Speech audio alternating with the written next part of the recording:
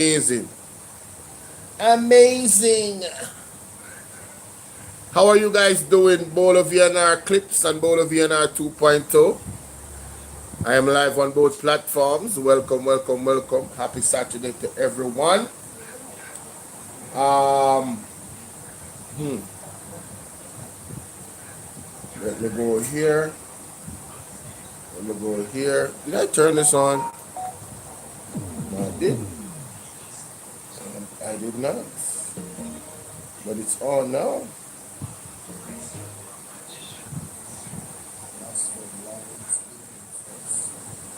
5 minutes and 31 videos. Win for his private practice. He's alleging that the people ran to fill Carbo's pockets. He's alleging that that's where the CT scan is going. If that is true, we're talking about serious levels of criminality. And whatever agency that needs to start investigating to verify these things needs to do so and verify these things, because it doesn't make any sense to me to advertise that suggests that the ward itself will be fixed. The ward itself is not fixed, and the CT scan come. The ear that he's saying, which would they even do that still? Given that he has come out and said, I don't know if that is true. This is all allegations. I'm just probing the relevant questions. If so, Mr. Dr. Bruce, Carl Bruce, sir, if your hands are not dirty or if your hands are clean, we would love to hear from you, sir, in regards to these allegations. And I assume that you are very familiar with Dr. Hunter. The man called you a parasite. Guys, do you know what a parasite is? Look at this report. And the senior consultants over the years, and now is the time for it to stop. You hear that? Alright, so welcome ladies and gentlemen on TikTok. Welcome on Bolo VNR Clips and Bolo VNR 2.0. So last night, I have to pick up from last night, right? So last night I was going over Andre's video on PD News TV. And one of the things that was said was that from not Dr. Hunter, but it is alleged, based off Andre Stevens' reporting, that there are members of the medical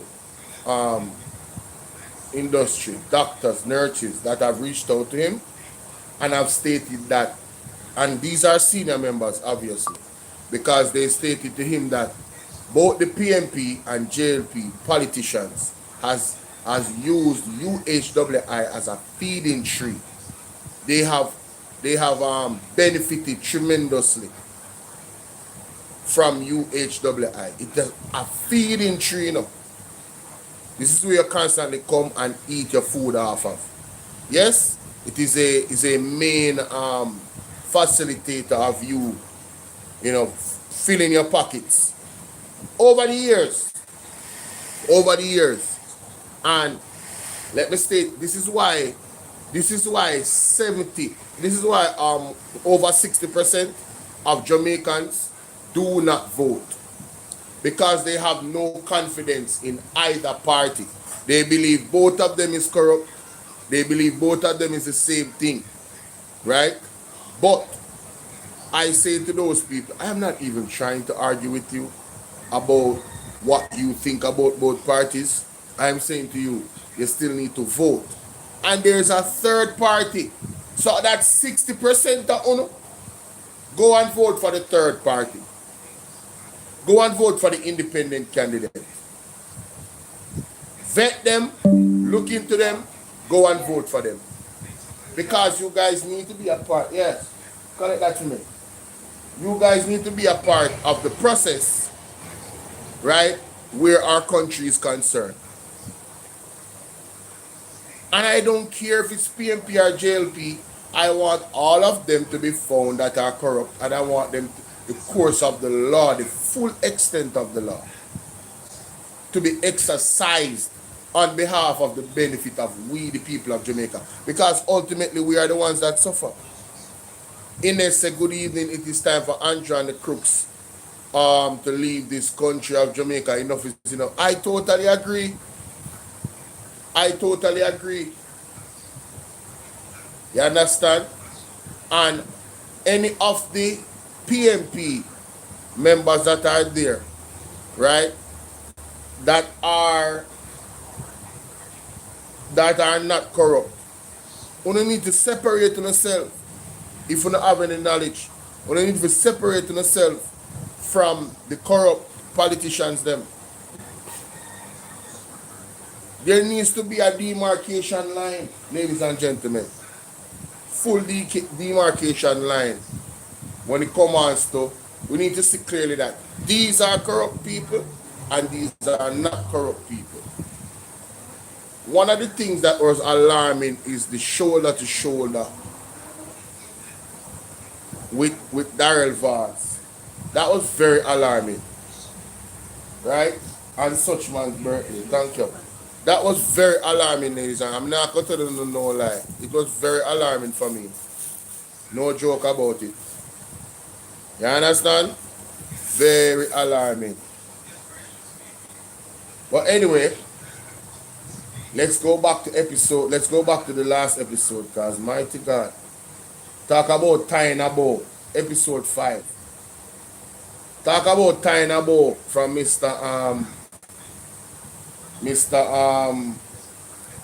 Dr. Alfred Dawes.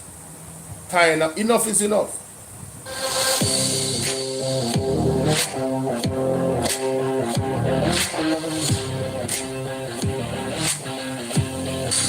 Things historical.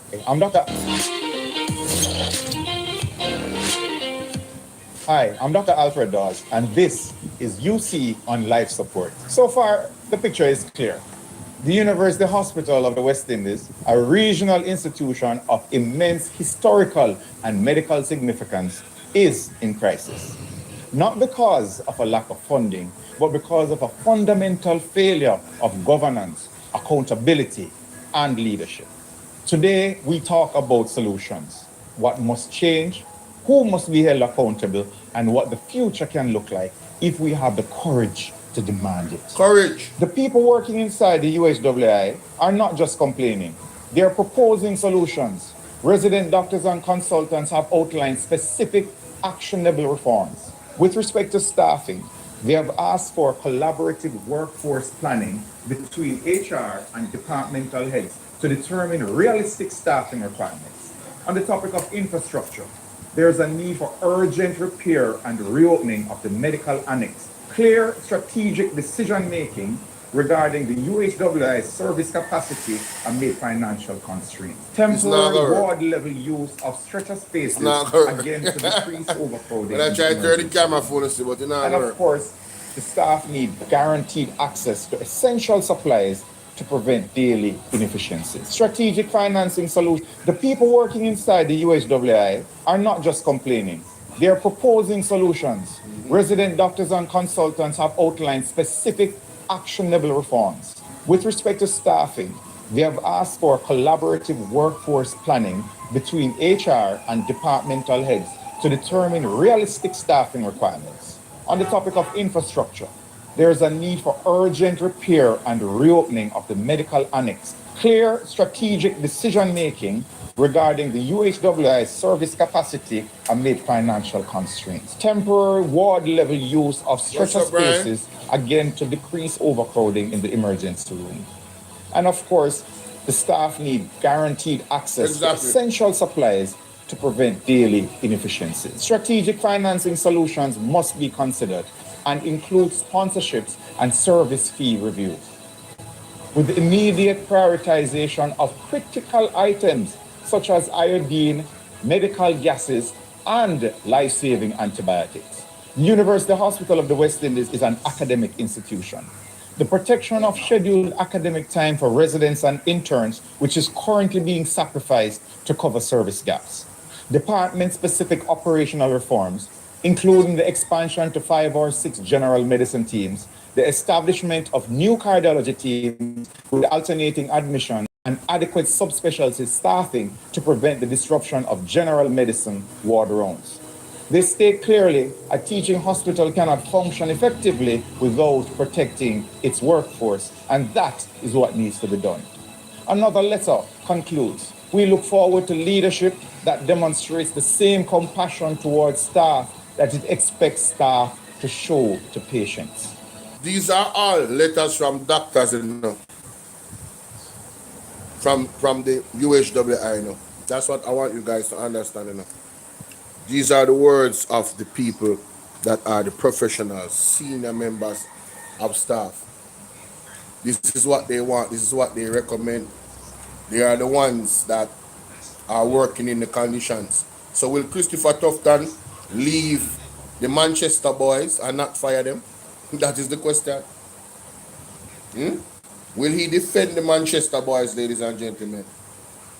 With all the allegations surrounding them.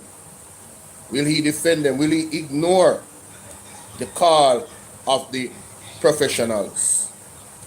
It's going to be bangarang, you know. It's going to be bangarang. I can't tell you that. Because if Christopher Tufton thinks so, we just have to left this and this done 9 day one day, make a sad mistake. Me I beat this at Jamaica every day. This at Jamaica I have to beat every day. You understand? Money Ben, big up. What must systemic reform look like?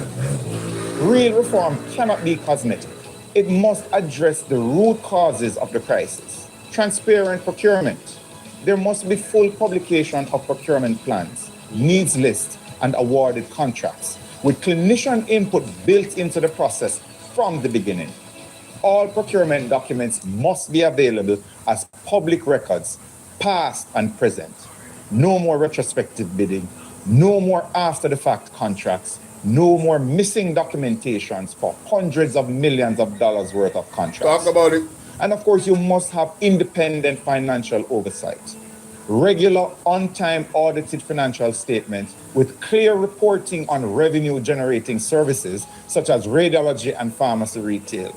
No more vague estimates, no more missing accounts. The public deserves to know how every single dollar is spent. Facts. We must have safe staffing levels, fill the vacant posts, protect the training time, and align staffing with patient volumes as doctors have repeatedly requested. No more operating with half the required interns. No more nurses being short on wards. No more telling Cuban and Chinese trained Jamaican doctors that there are no jobs while departments collapse from the weight of understaffing. We must have functional infrastructure, dedicated budgets and timelines to fix defective beds, reopen closed wards, and address the chronic supply shortages. No more excuse making, no more billion-dollar budgets with nothing to show on the wards. Above all, there must be respect for staff and accountability for the leadership. Quite so. Robust grievance mechanisms, an end to the intimidation of staff, Hear that? and clear, fair HR policies. Wow. When a senior clinician is accused of bullying and verbal abuse, that complaint must be investigated and resolved, not buried. Immediately. When a minister presides over scandal after scandal, there must be consequences. Of course. And not just committee reports that are filed away and disappear over time. Sure. The role of the ministry, the parliament, and the public must be changed. This is bigger than UI's board at this point in time. The Ministry of Health and Wellness has a duty to ensure that public funds are used transparently and that performance audits lead to real change, not just placated press releases. Parliament must insist on timelines, measurable targets, and regular reporting on the implementation of the Auditor General's recommendations. The Integrity Commission must investigate the procurement failures at the University Hospital of the West Indies with pressure. And the Jamaican people must refuse to let this story fade.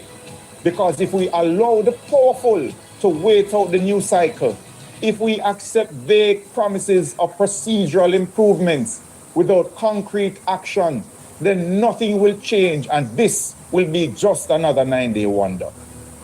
I have stated publicly, this is how our health system is driven into crisis, not by chance, but by poor governance and failed political oversight.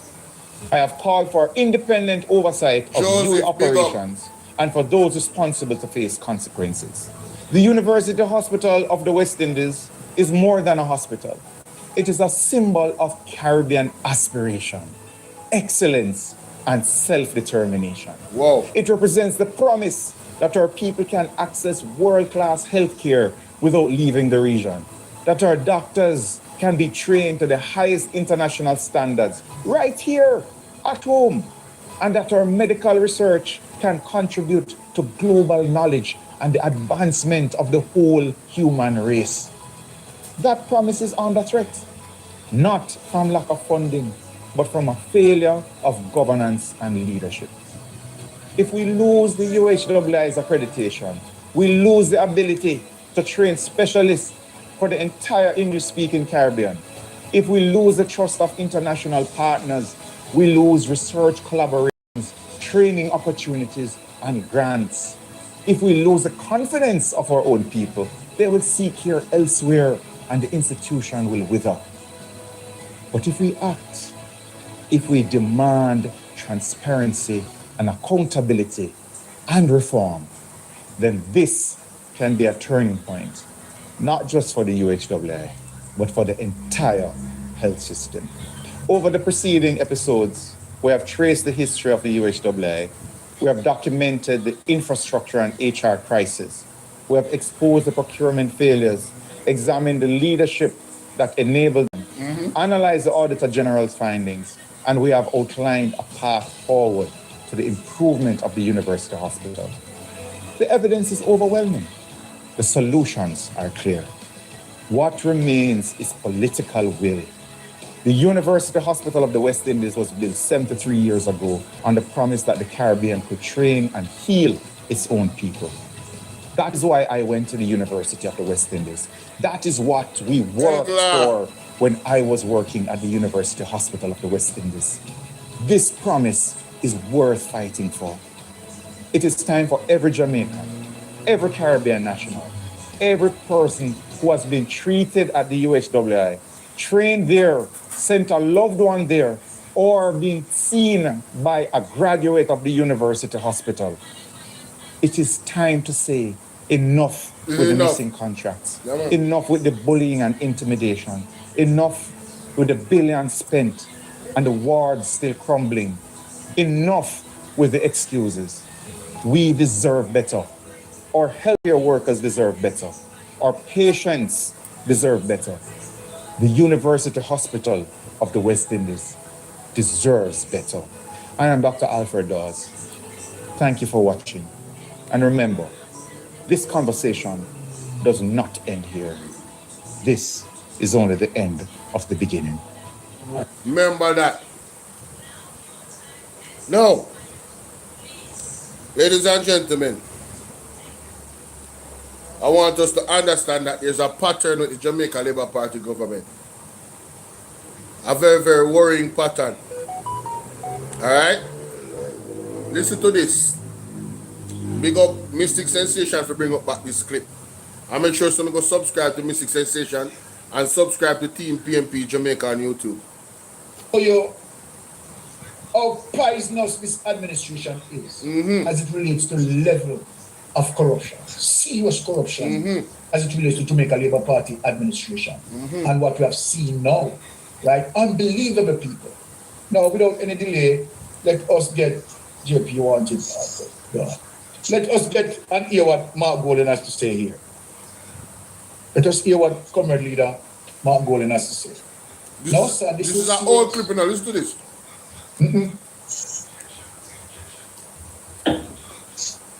And here's a release from the Super National Party media unit. The People's National Party unequivocally condemns the government's latest move to oust the Auditor General as a commissioner of the Integrity Commission. This move... Who remember that?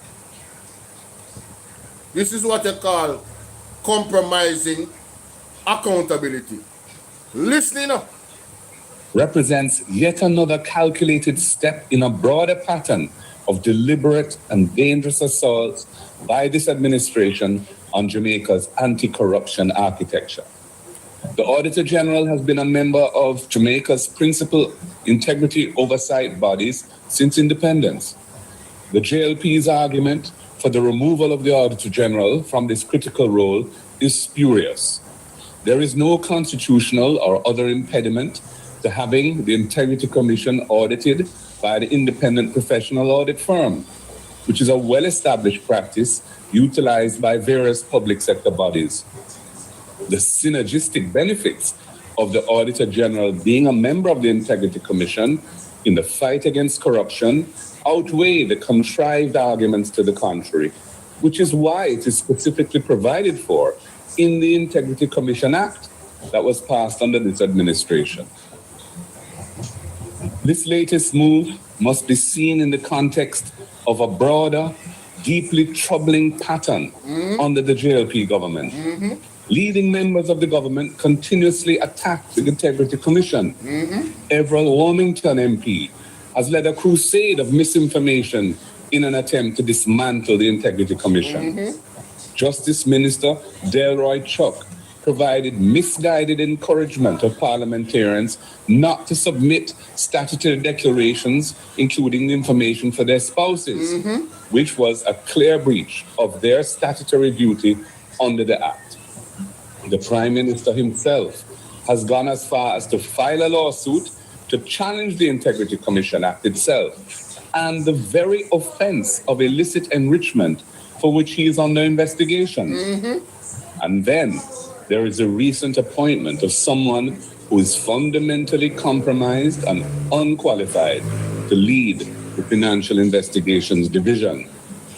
These are not isolated incidents. This is an unprecedented and dangerous trend that seeks to intimidate and discredit the very institutions tasked with promoting integrity in public life. These are deliberate and coordinated actions by a government that has shown increasing hostility to scrutiny and accountability. What we are witnessing is a step towards tyranny, as institutions which are designed to protect the people from financial abuse of power are being stripped of their independence, weakened, and politicized. The PNP will not allow this to continue. If the government carries through this latest move, the PNP, when in government, will restore the Auditor General as a commissioner of the Integrity Commission.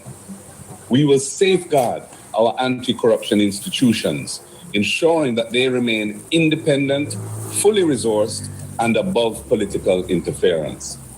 We will introduce long overdue legislation for unexplained wealth orders, which are another critical anti-corruption tool that this government has reneged on. And we will amend the Constitution to enable the impeachment of delinquent parliamentarians. The Jamaican people deserve better than a government that is at war with good governance. The PNP calls on the private sector, the churches, civil society, trade unions, and indeed all right-thinking Jamaicans to stand up and speak out against the systemic dismantling of our democratic safeguards. We must defend the institutions that protect our future. It's the government's latest move to oust the audit. Why are they being removed? They have to play that back. Why are they being removed? This is not a good commissioner. And you can't just leave it in the thin ear and say that people can just draw to whatever they perceive, right? Or whatever inferences that they want to make of this. This is very serious. Serious. Now, let us move on. For full context, ladies and gentlemen, I owe that extreme beauty big up. Marvet, big up. Egla, monsieur, big up yourself. Robert Montague, big up. Monsieur. Who else there? Crystal, what's up? Blessings to you guys. I have to take out my camera. I don't want to see me feed my face. Anyway, we have a timeline, so I work with it. 4 o'clock was the timeline. But guys, did you guys read the report of the CTAC? The CTAC, they found cocaine in CTAC, in the storage facility. And immediately the FNID investigators were called on to do an investigation. And guess who removed them? The Commissioner of Police. Did you guys read that? Have you guys read that article? Well, that's what Mystic Sensation was talking about. But I want to show you guys the correlation between Christopher Tufton and his party leader. There is a pattern, ladies and gentlemen.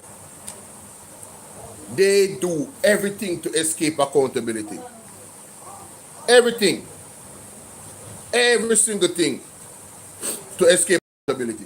Right? Andrew is under investigation because his statutory declaration cannot be filed.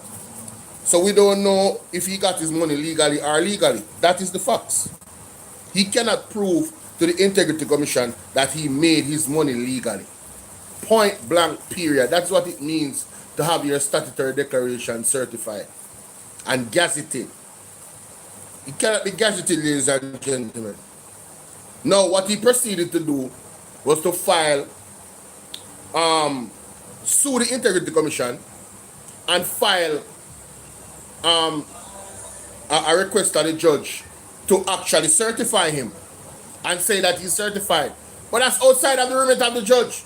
He also asked the judge to remove the part of the act that deals with specifically illicit enrichment. Ladies and gentlemen, I want to ask you something. If you are innocent, if you are indeed innocent, and you can indeed certify your assets and prove that you did not make your money illegally, why would you go to court to have the judge remove the illicit enrichment part of the act, the investigative part of the act? Why would you do that? Using your deductive reasoning, doesn't that scream guilt? No, ladies and gentlemen, you can answer that question if you're sensible. It's very, very easy for you to answer that question. It's not complicated. But I'm going to ask it again for the persons that are in the back of the class and them just locked in and is a lab rat. I'm going to ask again. Let me put it on an easier means. If you are a lawmaker, would you strengthen the law to investigate a crime that you committed? If you are a lawmaker, Kimiko, big up. Big up my moderator them, my Suno. Simple Pebbles, everybody, big up on yourself. Right? If you are a lawmaker, would you strengthen the law so that it can catch you in a crime? Would you do that? Equally, if you are a criminal and you're a lawmaker and you're in a position of power, wouldn't you cripple the law so it does not have the teeth to investigate you?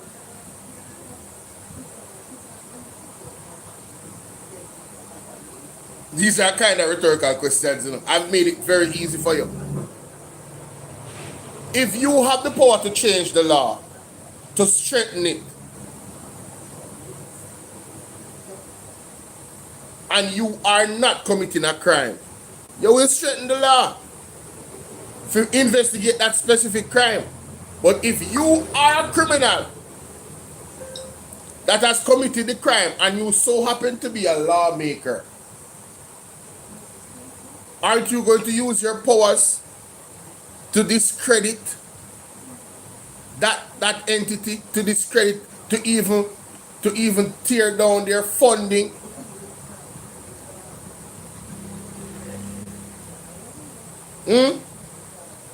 As a criminal, wouldn't you do that?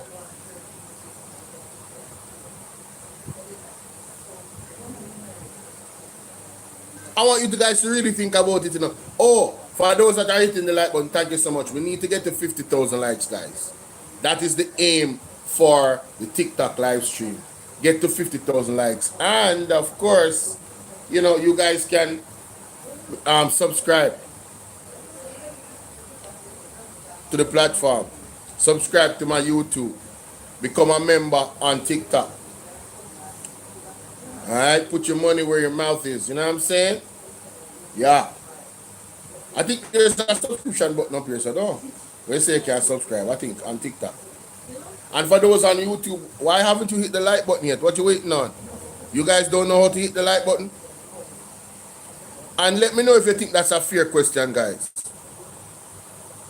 Do you think that's a fair question? I think it is. I think it's a logical question.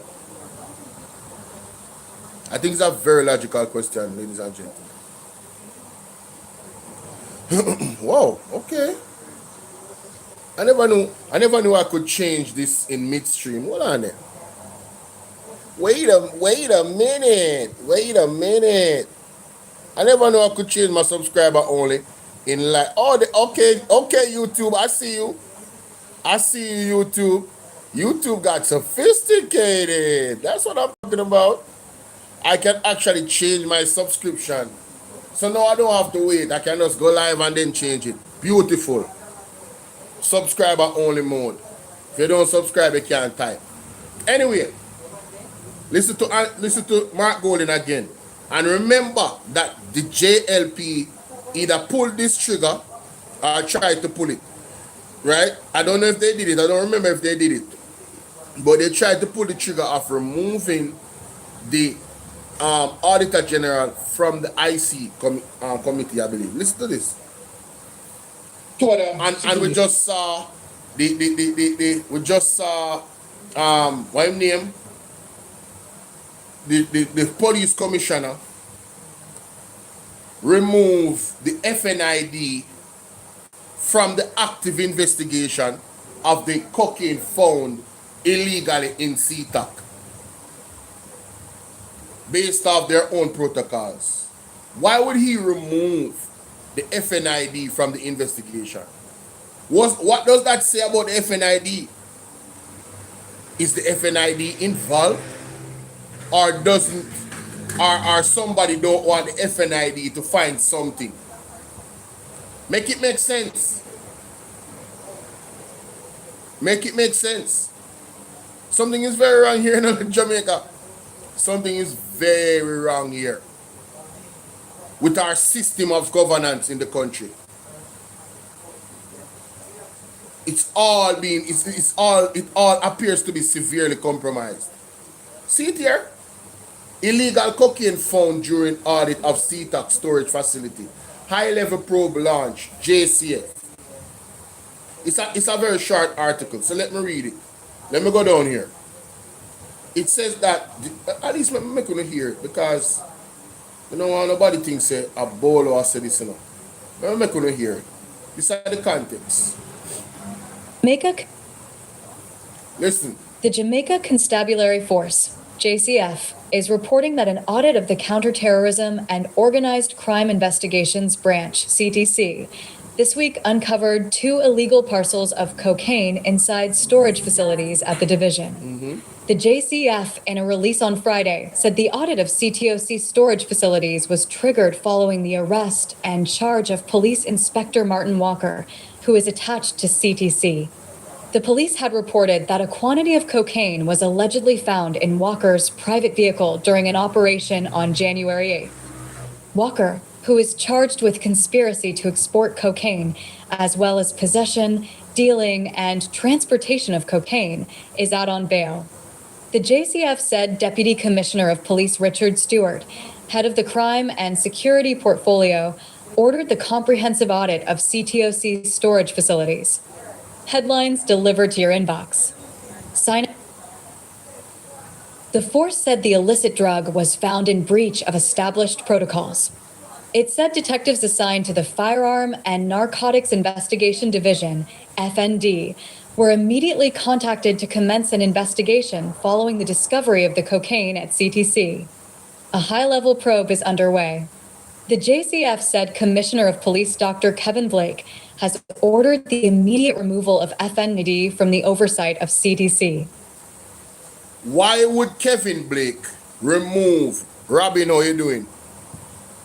Why would Kevin Blake remove the Firearm and Narcotics Investigation Division? Narcotics, you know, drugs, you know, that's what narcotics mean, you know. Why would he remove them from the CTOC oversight? What good reason, ladies and gentlemen? He needs to come out and tell us. This is very suspicious. Isn't that the, what is the merit? What is the let me Google that. What is the role? What is the role of the FNID Jamaica? Let us look at that. Very important. The Firearms and Narcotics Investigation is a specialized unit of Jamaica Constabulary Force, JC, a specialized unit, you know, responsible for combating the trafficking of illegal weapons and drugs. Why would the Kevin Blake remove a specialized unit of the JCF from the oversight of the CTOC investigation where they found illegal drugs? Ladies and gentlemen, make it make sense. It is their mandate to investigate these things, to combat it. He took them from the combat zone. Why would he do that? Make it make sense. Kevin Blake, you need to come out and answer these questions, because these are legitimate questions. I don't think you guys can be I don't trust you. Personally, I don't trust you at this point. I don't trust CTOC, I don't trust Kevin Blake, I don't trust none of y'all. Me personally, I ain't telling nobody who to trust. Not using no one brain for themselves. But look at the evidence. Why would he remove it immediately? What was the urgency of removing them immediately? Are you telling me, is it possible that the FNID is compromised? And if that's the case, it's even deeper, it's even worrying even more deeper. If that's the case. Because their mandate is to what? Combat the trafficking of illegal weapons and drugs in our country. So if the FNID cannot investigate the oversight, if Kevin Blake believes that the FNID cannot investigate the oversight of CETA in regards to drugs, Jamaica, we in a trouble. We are in trouble. But guess what? This is a pattern that we're establishing based off the evidence. Kevin Blake removed the entity that is supposed to be combating the drugs from the drug investigation, and he's the commissioner of police. And then Andrew Holness before. So is it a case where them just follow the leader? Follow the leader, follow the leader. Remember this? Let's go over the video. This are not good Jamaica people. Yeah, let's go. And this is the context. This is the context of what Mystic Sensation is arguing here, so you know, based off the evidence. You know. Listen to Mr. Mark Golin. Let us as it make a labor.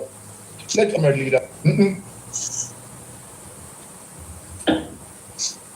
It is a release from the People National Party Media Unit. This not sound right, brother.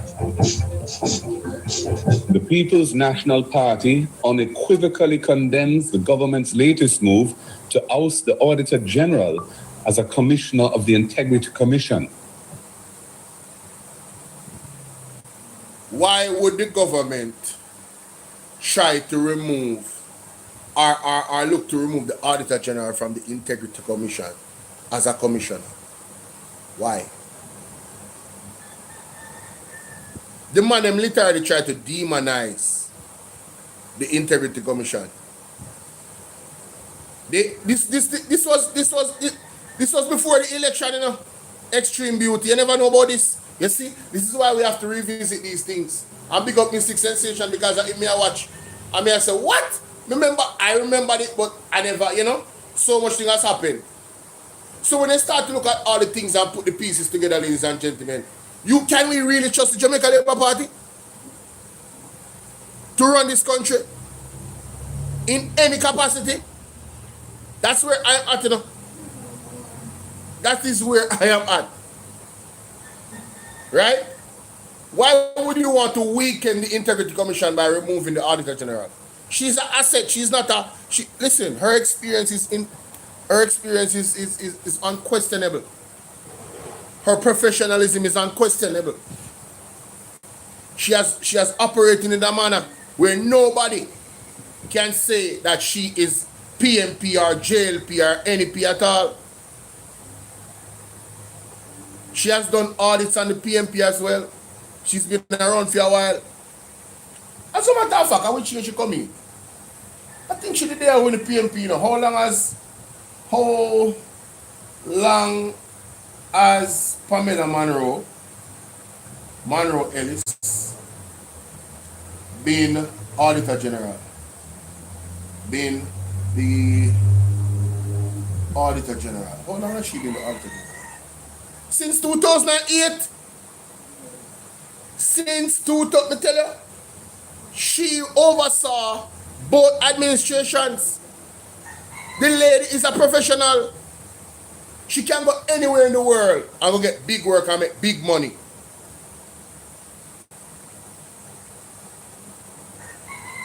Again, ladies and gentlemen, why is the Jamaica Labour Party uncomfortable with accountability? Why do they always seek to remove these people from their position to do their job? Why do they continuously do that? It is a pattern. And then I was listening to the Senate. I was listening to the sitting of the Senate, the first sitting of the Senate, ladies and gentlemen. And what's his name? What's that guy name again, man? Arbin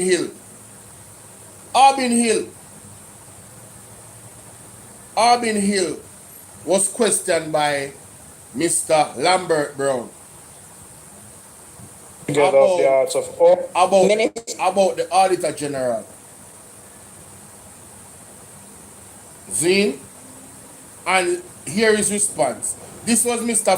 Lambert Brown. It was negative relative to the previous quarter. The Chamber of Commerce recent business confidence survey wasn't the result we wanted. It was negative relative to the previous quarter. And so we need to provide the confidence to the Jamaican people by not just making general and vague promises, but to indicate timelines so people can hold us together. And I want to commend you if what you said is true about transparency and auditing and accountability, because the truth be told, you just accused me of being wicked. But the report of the Auditor General is saying otherwise about your government. May it please you. Thank you, Senator Brown. You hear that? Arbin Hill said that his government is transparent and accountable. And Mr. Lambert Brown rightfully stood up and said, sir, I'm happy to hear that you guys are now being accountable and transparent, but the Auditor General report does not suggest that at all. It's the total opposite. Here, Arbin Hill response. Senator Hill, you respond. Unbelievable. Hear this. The voucher, Senator, I named the names who were last. No matter how good we do the things, you wait until the thing you said. Wait, listen to this. Down here. Listen to this. The reason why it hasn't come yet, because of the last thing you said. No matter how good we do the things, you wait until the Auditor General make a comment. And the Auditor General may not even make a comment and say something is wrong, like may have happened in rather no corruption, but something didn't go perfectly and it becomes a big issue. So you know what? We're almost there, but we're going to have that running arrangement. It's going to be digital. How weak can you be? These are the people that we paid 200 to 300% increase. The man said, let it not be perfect, and the Auditor General report comes out. You hear all type of thing. Then, brother, if you want to do your job the right way, the Auditor General will come out and say you do the job the right way, and you're doing an excellent job. And the Auditor General wouldn't have to make a lot of recommendations that you guys don't follow. And the same thing happens over and over again. So what are you telling me? You're getting paid all this money and you don't know how to do your job properly as an institution? The man is literally crying. Listen to the man making excuses and then want to tell us that he's transparent and accountable. And they are the best government ever and they have the best PM. If you have the best PM, ladies and gentlemen, you'll be running like a well-oiled machine. You will have the proper accounts and the proper procurements and being real transparent and being really accountable, not just buzzwords. Through action. But listen to him. When the Auditor General make a comment. No, the reason why it hasn't come yet. The reason why it takes so long for them to deliver something, because the man asked the timeline, you know, is because what? Because of the last thing you said. The last thing was what? No matter how good we do the things, you win. No matter how good them do the things. That means that them not good enough. This is what you don't vote for. The man said no matter how good them do the things, you wait for the Auditor General to make a comment. The man said there was no corruption in RADA. Listen to me. You see, they just go in Parliament and lie to you guys. You cannot definitively say there was no corruption because you have no proof that there was no corruption. You know why? Because you don't have the documentation to show and prove that there was no corruption. So no, what it leads to? Speculation. It leads to speculation. And then when people speculate, you don't want to sue them. When people speculate, say it look like a duck, it quack like a duck, it walk like a duck, then it must be a duck. Uno say uno go sue them. Bullyism, dictatorship, no accountability, no transparency. You can't have transparency if you don't have accounts. You can't be accountable if you don't have proper accounting. And this is the Achilles heel of the Jamaica Labour Party administration. In all their ministries, every one of them. Show me one ministry in this government that is running how it's supposed to run when audited. Tell me one. Not even the office of the Prime Minister. Tell me one. Auditor General report came out and said there was overlapping in Andrew Holness's what him calling social housing program. Something. And him come out, rubbish. I reject it. I could have rejected what that the Auditor General said based off her findings. So instead of fixing the problem, they must fight the Auditor General or blame the Auditor General. How weak can you be? These people don't know. You see that they don't understand what accountability means. I don't know. Are they just want to try and divert people to arguments like bad mind and September 3rd gone already and we are the government and all this nonsense, right? That is why we're holding you accountable, because you are the government. You dummy. You think we can hold the PMP accountable and them and the government? We see the JLP flag of them are run out. Ocean-wide and the rest of them. I try to focus on Dr. Alfred Dawes and Dennis Garden. What? With UHWI, who in the government? Whose government did it happen under? Who was running the country when it happened? And you want to focus on the persons that benefited and not the persons that sanctioned it? Make it make sense. I am not saying Dr. Dawes benefited from anything. And I'm not saying then it's going to benefit from anything. I'm saying the argument that they're making and what they're focusing on is nonsense. They're not focusing on the core foundation of the thing. The foundation of this is that under the JLP government, $520 million worth of contracts had no procurement at the UHWI, one hospital over a period of time.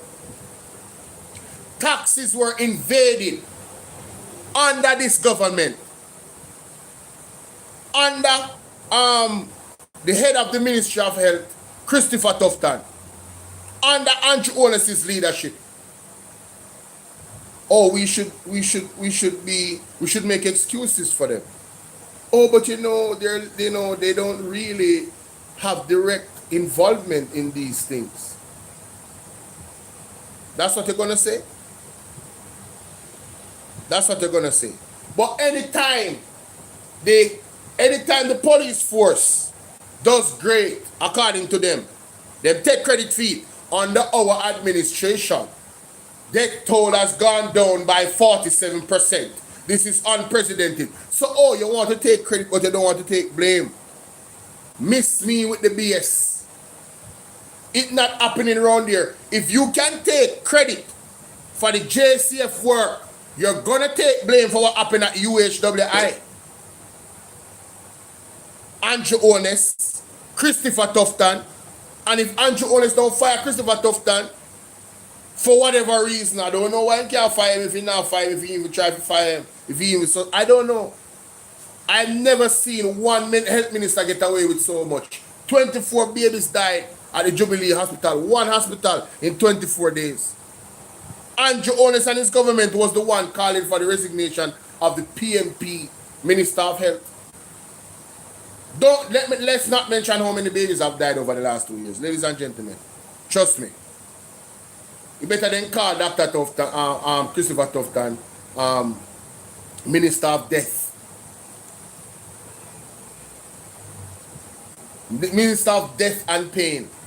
I call him the Jamaica Bill Gates. Because whether he knows it or not, his actions or lack of actions indirectly and directly is leading to the death of our Jamaican people.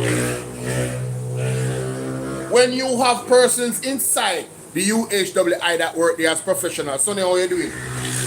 And they are asking that, listen, we need these items and these items to function properly. And then these items and these items are not bought and management buy where they want to buy. It affects the patient. When you have people going to school, ladies and gentlemen, at the UHWI, turning into full-blown staff at the UHWI instead of going to classes, their classes are being sacrificed. It's the patient that suffer. I have many doctors, right, that are qualified that they are not hiring. Why? Because a friend thing them I deal with.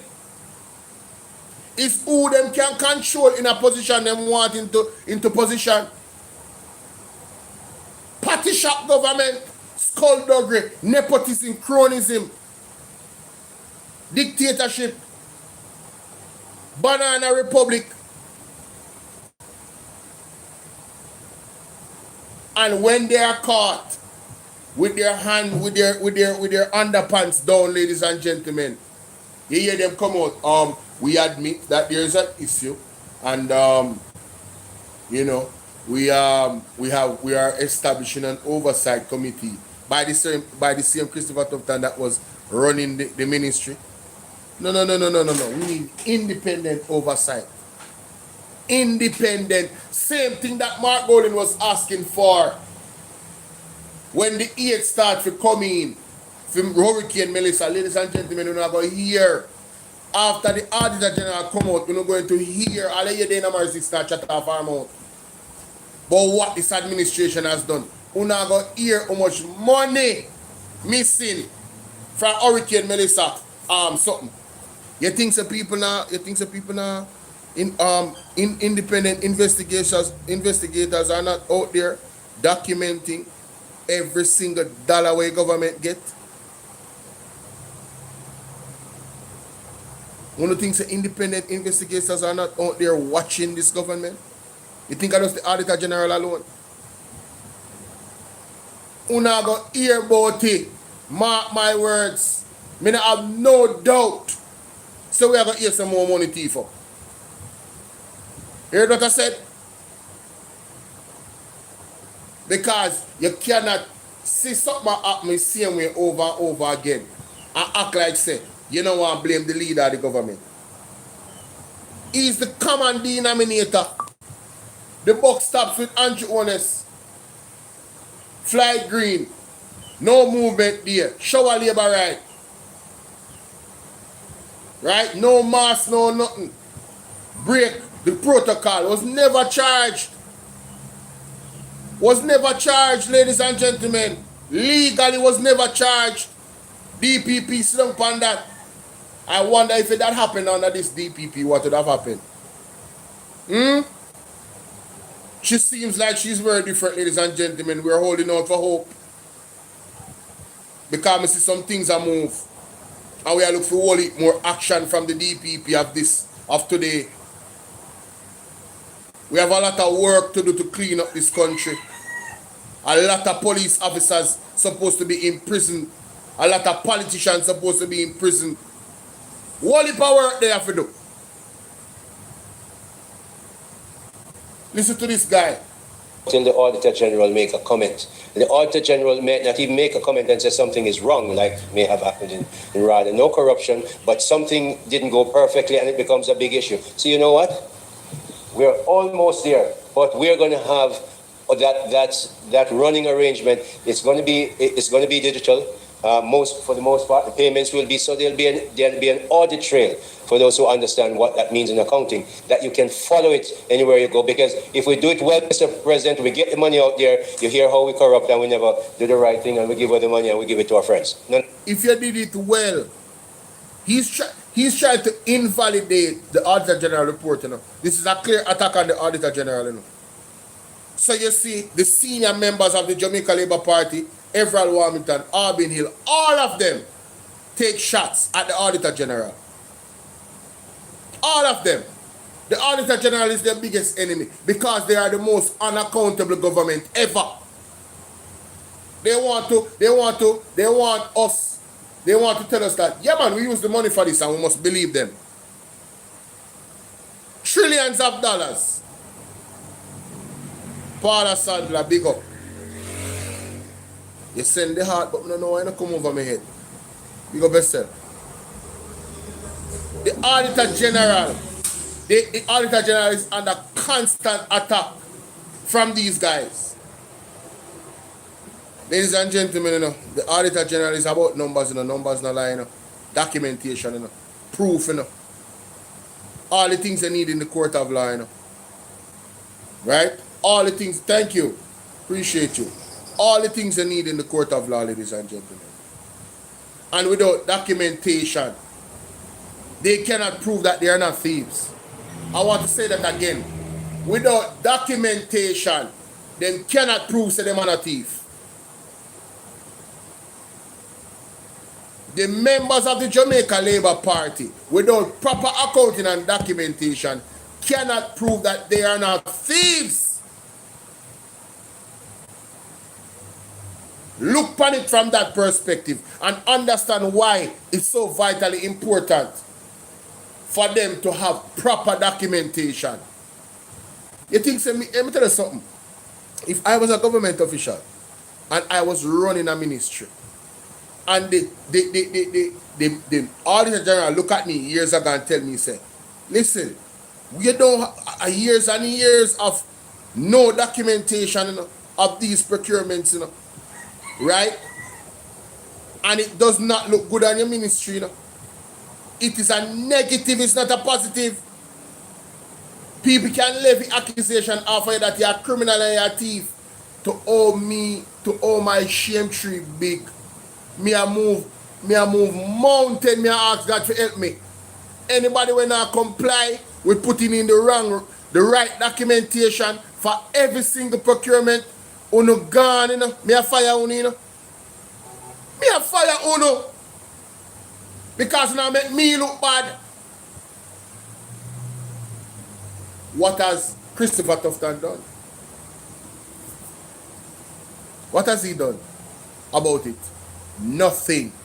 Nothing substantial has been done about it.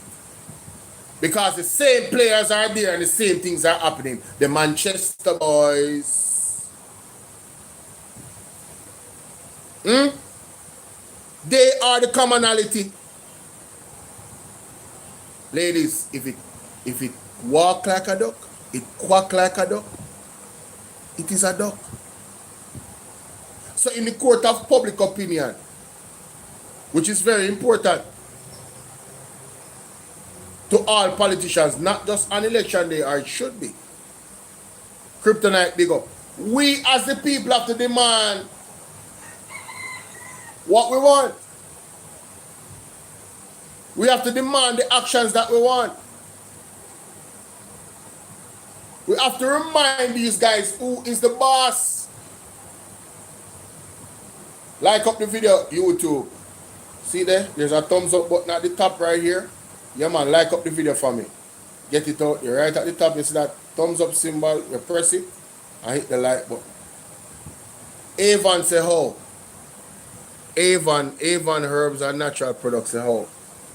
There's a myriad of ways we can do that, you know. One is to sign the Magnitsky Act.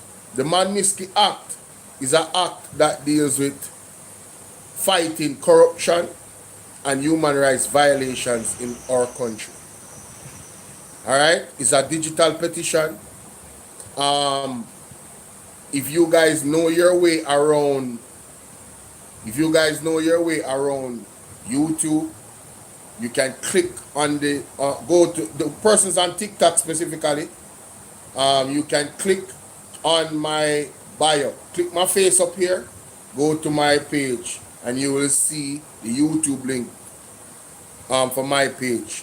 Any one of my YouTube links. Once you go there, you're gonna click on my page on YouTube, and you're gonna click more. When you click more, it's gonna open up all the links on my page. Every link. But at the top, the Magnitsky Act link is there. When you click that link, you're gonna put in your name, full name, or whatever name you want to put in your email. When you put in that, you're gonna put sign petition, right? And then you're gonna go to another section. Rosemary, what are you doing? You're gonna go to another section. Chin man, where it is, right over back your question.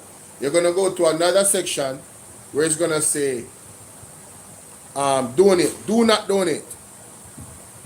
Do not donate. Don't donate, ladies and gentlemen. Go down, scroll down to I'll share instead, and you'll be done. And share it every day after that till we reach 10,000. Till we reach 10,000. We need to reach 10,000 as fast as possible. The Magnitsky petition has been out there for months now, right? And I would almost reach what, 4,000, 6,000 more.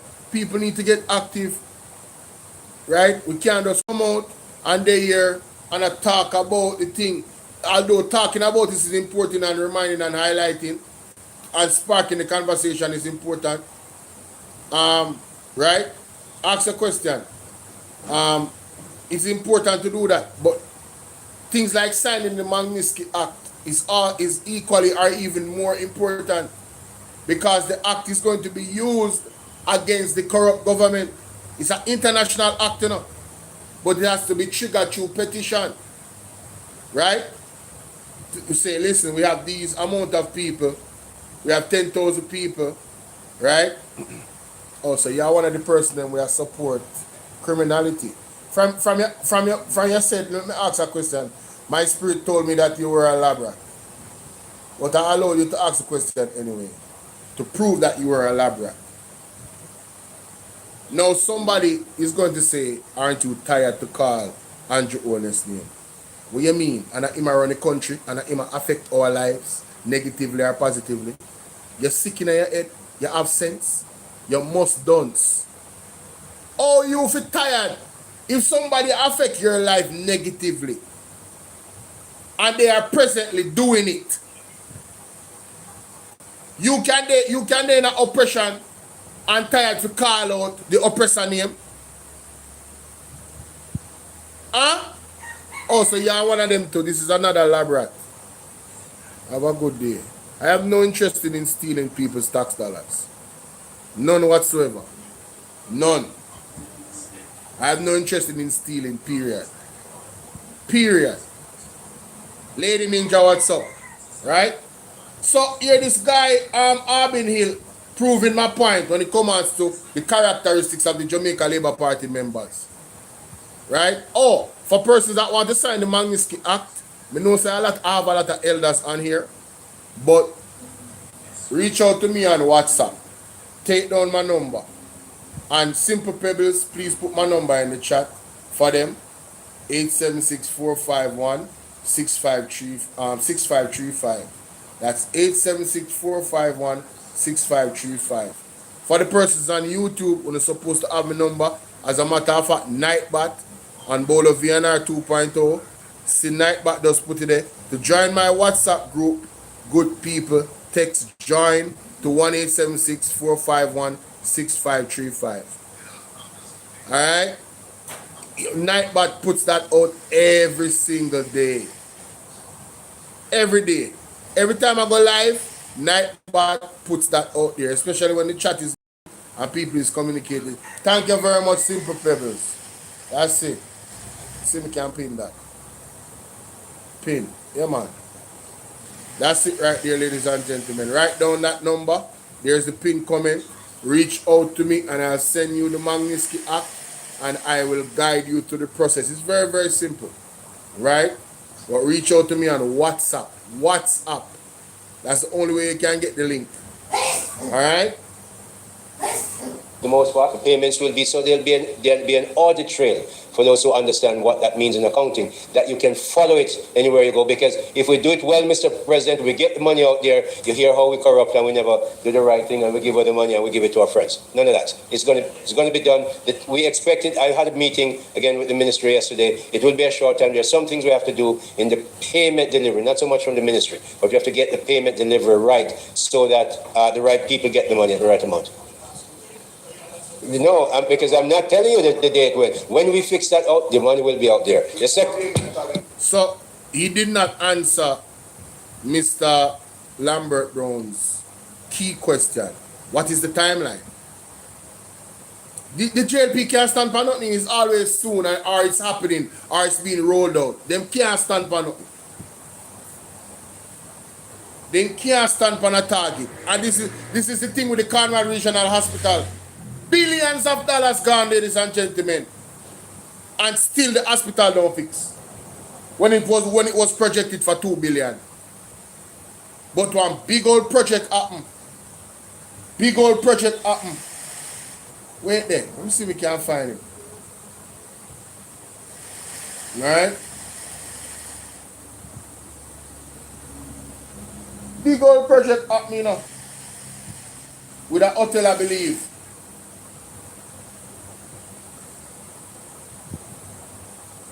Let me find that reference there. No work with me. This move represents yet another calculated step in a broader pattern of deliberate and dangerous assaults by this administration on Jamaica's anti-corruption architecture. The Auditor General has been a member of Jamaica's principal integrity oversight bodies since independence. The JLP's argument for the removal of the Auditor General from this critical role is spurious. There is no constitutional or other impediment to having the Integrity Commission audited by the independent professional audit firm, which is a well-established practice utilized by various public sector bodies. The synergistic benefits of the Auditor General being a member of the Integrity Commission in the fight against corruption outweigh the contrived arguments to the contrary, which is why it is specifically provided for in the Integrity Commission Act that was passed under this administration. This latest move must be seen in the context of a broader, deeply troubling pattern under the JLP government. Leading members of the government continuously attack the Integrity Commission. Everett Wilmington MP has led a crusade of misinformation in an attempt to dismantle the Integrity Commission. Justice Minister Delroy Chuck provided misguided encouragement of parliamentarians not to submit statutory declarations, including information for their spouses, which was a clear breach of their statutory duty under the Act.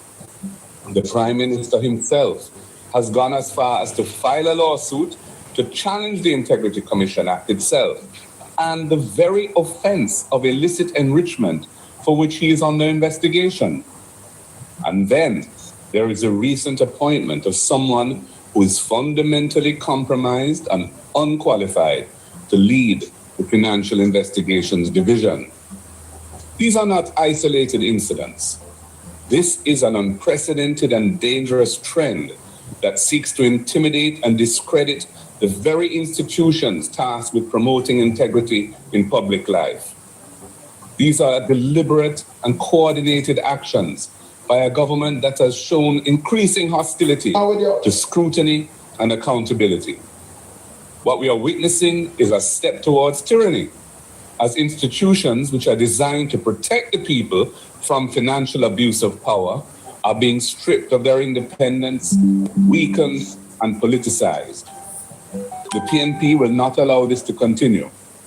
If the government carries through this latest move, the PNP, when in government, will restore the Auditor General as a commissioner of the Integrity Commission. We will safeguard our anti-corruption institutions, ensuring that they remain independent, fully resourced, and above political interference. We will introduce long overdue legislation for unexplained wealth orders, which are another critical anti-corruption tool that this government has reneged on. And we will amend the Constitution to enable what drives the direction of the force is our values. The Jamaican people deserve better than a government that is at war with good governance. The PNP calls on the private sector, the churches, civil society, trade unions, and indeed all right-thinking Jamaicans to stand up and speak out against the systemic dismantling of our democratic safeguards. We must defend the institutions that protect our future. We are concerned of the systemic dismantling of our democratic safeguards. We are concerned of the broader, deeply troubling pattern by the JP administration, the deliberate and coordinated actions against accountability. Why do you think I play this? We want full explanation as to who instructed the Commissioner of Police to have the FNID being removed from the oversight aspect over CETA. Why would that be? We have given example of the Prime Minister attacking our anti-corruption legislations, asking the judge to do away with the Corruption Act that deals with illicit enrichment. Who had given the Commissioner of Police such orders? What is going on? What is actually going on in the country? No, no. Why Andrew Holness administration no time has come out and speak up against drugs and corruption? Why? Jamaica, we are in trouble. We are in trouble. And I hope that the Americans are looking in, and I know that they are looking in. Trust me. Now, let us get a little bit deeper here. The next thing.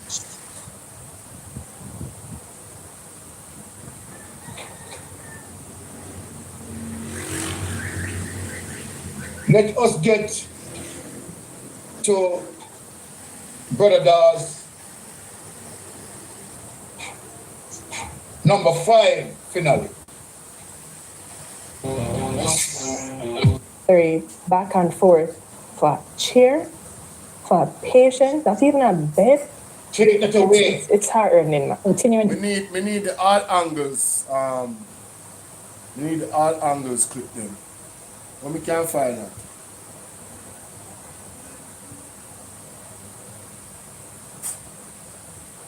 We need the all angles clip them. The recent interview with Deion Jackson Miller. We need them clip them. When we can't find that, people. Where can I find that? Candy Flames, what's up, my baby?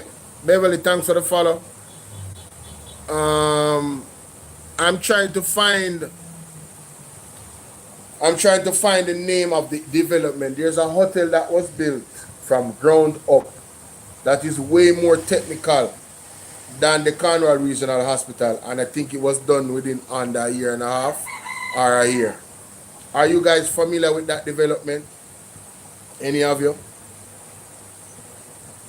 Are you guys familiar with it? That's what I'm trying to find.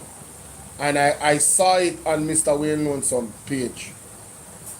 Right? Because it's quite unbelievable to me that they can actually build a hotel in record time.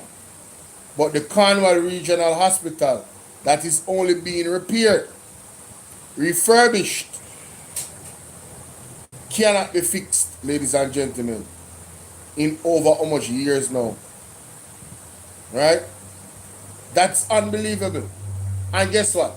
Andrew Holness was actually at this forum bigging up the developers. And I'm saying, is he hearing himself? He's actually throwing his own administration under the bus by bigging them up. Because that reality, right, only makes his administration look bad with this Cornwall Regional Hospital thing. Where's all those billions of dollars? Why didn't they follow what Mr.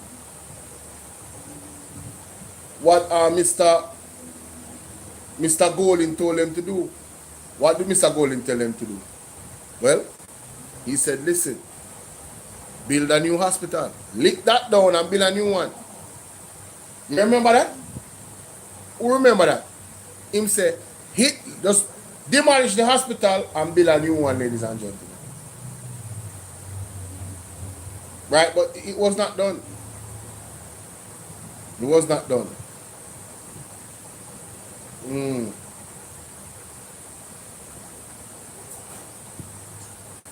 Let me see something.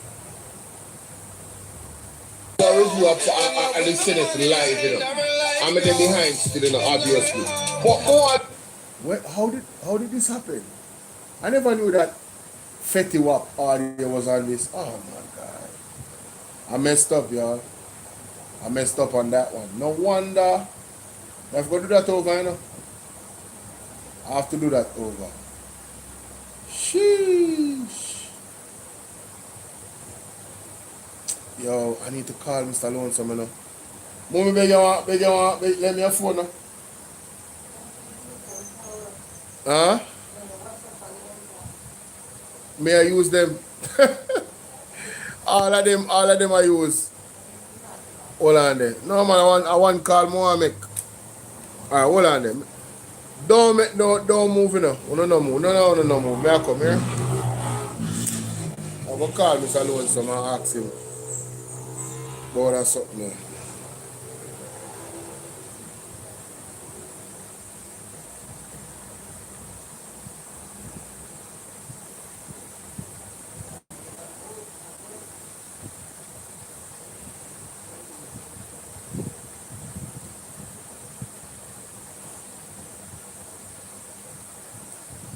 Yes, Mr. Alonso. Good evening, General. You remember the development where Andrew talked about the other day, where him said them built it in less than a year or something like that, and I compare it to the Corner Regional Hospital. You can send me that clip there?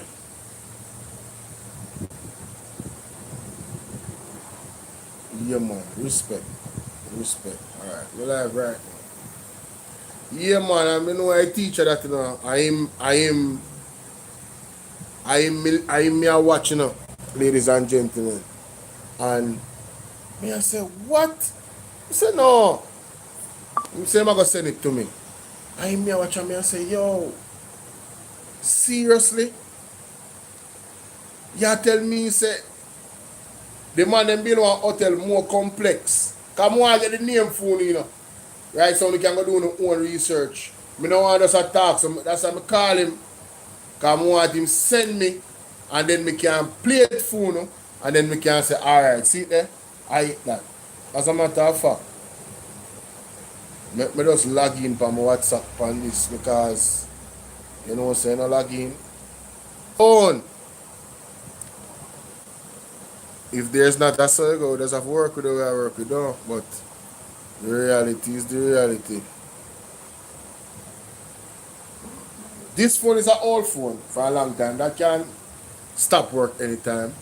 This iPhone, one of my friends them tell me say this a area because our iPhone stay with the updates and so, you know. Why my care phone screen mash up?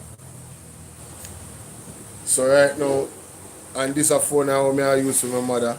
It won't fix too because it not charge sometime. I wait for that to get something to go give the phone man to fix that. I need 2 phones. So any angel person out there right now, what is wrong with you, man?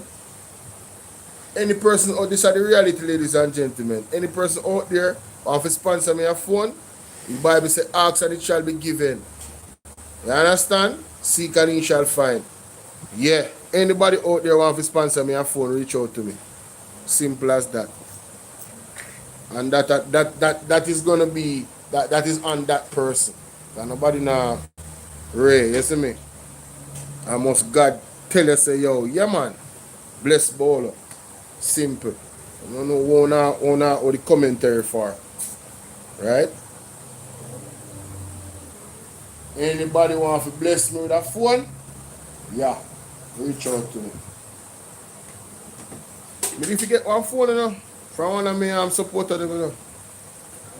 But that never work out. God bless her if she a watch. You see me, just the thought alone was, you know, the thought alone was just amazing. You know what I mean? Somebody said, I am, say what? The new hotel in St. James they're talking about, it is the same one in a finished building, yet they are still working on it. What the name? What's the name of the hotel? What's the name of the hotel? That's what we want to find. New hotel in St. James. What is the name of it?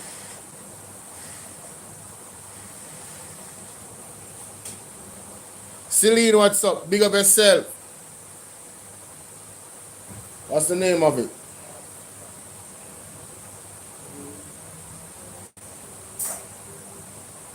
What's the name of it, ladies and gentlemen? Anybody know the name of the new hotel in St. James? Me now get no information off of the internet or something. 1 second.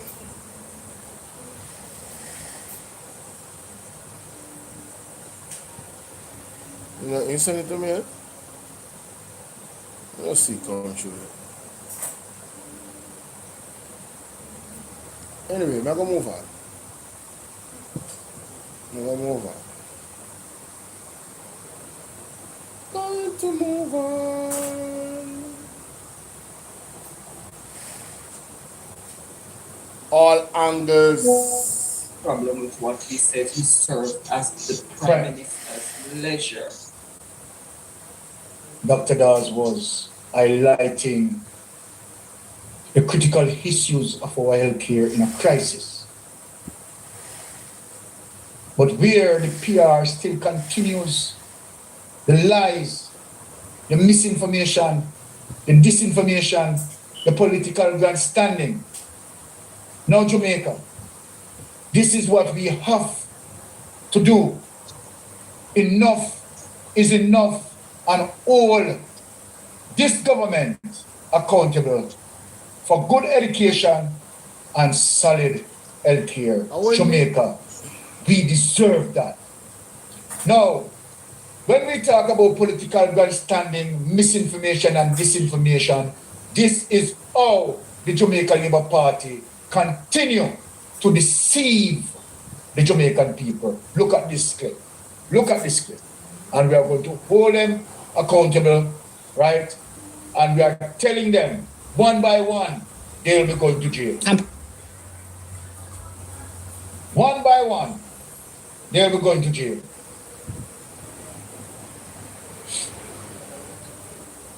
This is Christopher Tufton again.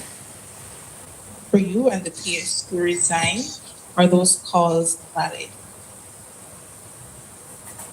Minister, there have been calls for you and the PS. Hold on. Minister, there have been calls for you and the PS to resign. Are those calls valid? I thought you heard my statement earlier that I don't know if these calls warrant even a response, to be honest, because you're giving further to redundant assertions with no basis in fact or validation. You hear this? Now we have the facts and the validation. Christopher Tufton need to resign. You hear this? Christopher Tufton need to resign. Let me just say that the Prime Minister, I serve at the Prime Minister's pleasure and leisure. I don't intend to fall. Yes, he serve at the Prime Minister's leisure and pleasure. That sound a bit personal. That not sound like people's business. That not sound like politics. What do you mean you serve by the Prime Minister's pleasure and leisure? What do you mean leisure? Where leisure come in and pleasure? How that come in? In our people's business. How that come in when Pitney are dead, 24 Pitney are dead in a 25 days at Jubilee Hospital. Because of the hospital conditions them. Not because them premature. Premature does not mean automatic loss of life. I've said it many times. Premature babies grow up to be the strongest babies. Kemarco, big up yourself. Which country is that? Spain? You're in Spain? Salute to you. What's the weather like in Spain? Kemarco. Is that Spain? I don't want to... Is that Spain? I can't see the flag so good. I can't recognize that flag. Kamaku. Where is that? What country are you? What country is that flag right there? It's Spain? Oh, you're in Spain. You're Jamaican. You're in Spain. How's the weather over there? What's your experience like? Is Europe better than the United States? Questions to ask. Mighty God. Into the trap of responding to every outlandish claim made by the opposition. The reality is they keep moving the goalposts. At first it was missing ventilators. Then it became ventilators not working. Then it became ICU and high dependency units. The goalpost keeps moving. Permanent secretary, he reports, in this case, to a public service commission. He's a creature of parliament and he accounts for his stewardship. And he's very capable of doing so. And until he says otherwise, everything else is noise. And you can quote me on that. Everything else is noise. You hear that? Okay. Then it became ICU and high dependency units. The goalpost keeps moving. Permanent secretary, he reports, in this case, to a public service commission. He's a creature of parliament and he accounts for his stewardship. And he's very capable of doing so. And until you say otherwise, everything else is noise. And you can quote me on that. No, disrespectful. Minister. Disrespectful. Wow. Right? And as he said, that there is no basis in facts. And that is the opposition is just making up all these lies. You hear that? I see facts I know. So what's the result? I have a problem with what he said. He served as the Prime Minister's leisure. Yes. I may not understand that statement because it's the people who supposedly voted him, although we know they stole the election on their part. So he is responsible to the people. And not the Prime Minister. And not the Prime Minister. And the Prime Minister is responsible to the people as well. So I didn't know this was a kingship because it's only subject to the king to serve at leisure. At the king's leisure. Not minister serving at the Prime Minister's leisure. So you have seen the sense of imperialism right here. Now, let me hear that? Mrs. Mystic Sensation don't talk that much, you know, but when she does, you know, it's some profound observations, you know. You understand? That was very disturbing. What do you mean by leisure and pleasure? And she take it to another level. Because it sound like a kingship. Me, I say it sound like a pleasure. It sound like a personal. It sound like them in our relationship together. What do you mean leisure and pleasure? I know women that don't even serve them husband leisure and pleasure. And you have one man that's supposed to be the minister of government and I serve and Jonas leisure and pleasure. What do you mean? That sound a weirby. What do you mean by that?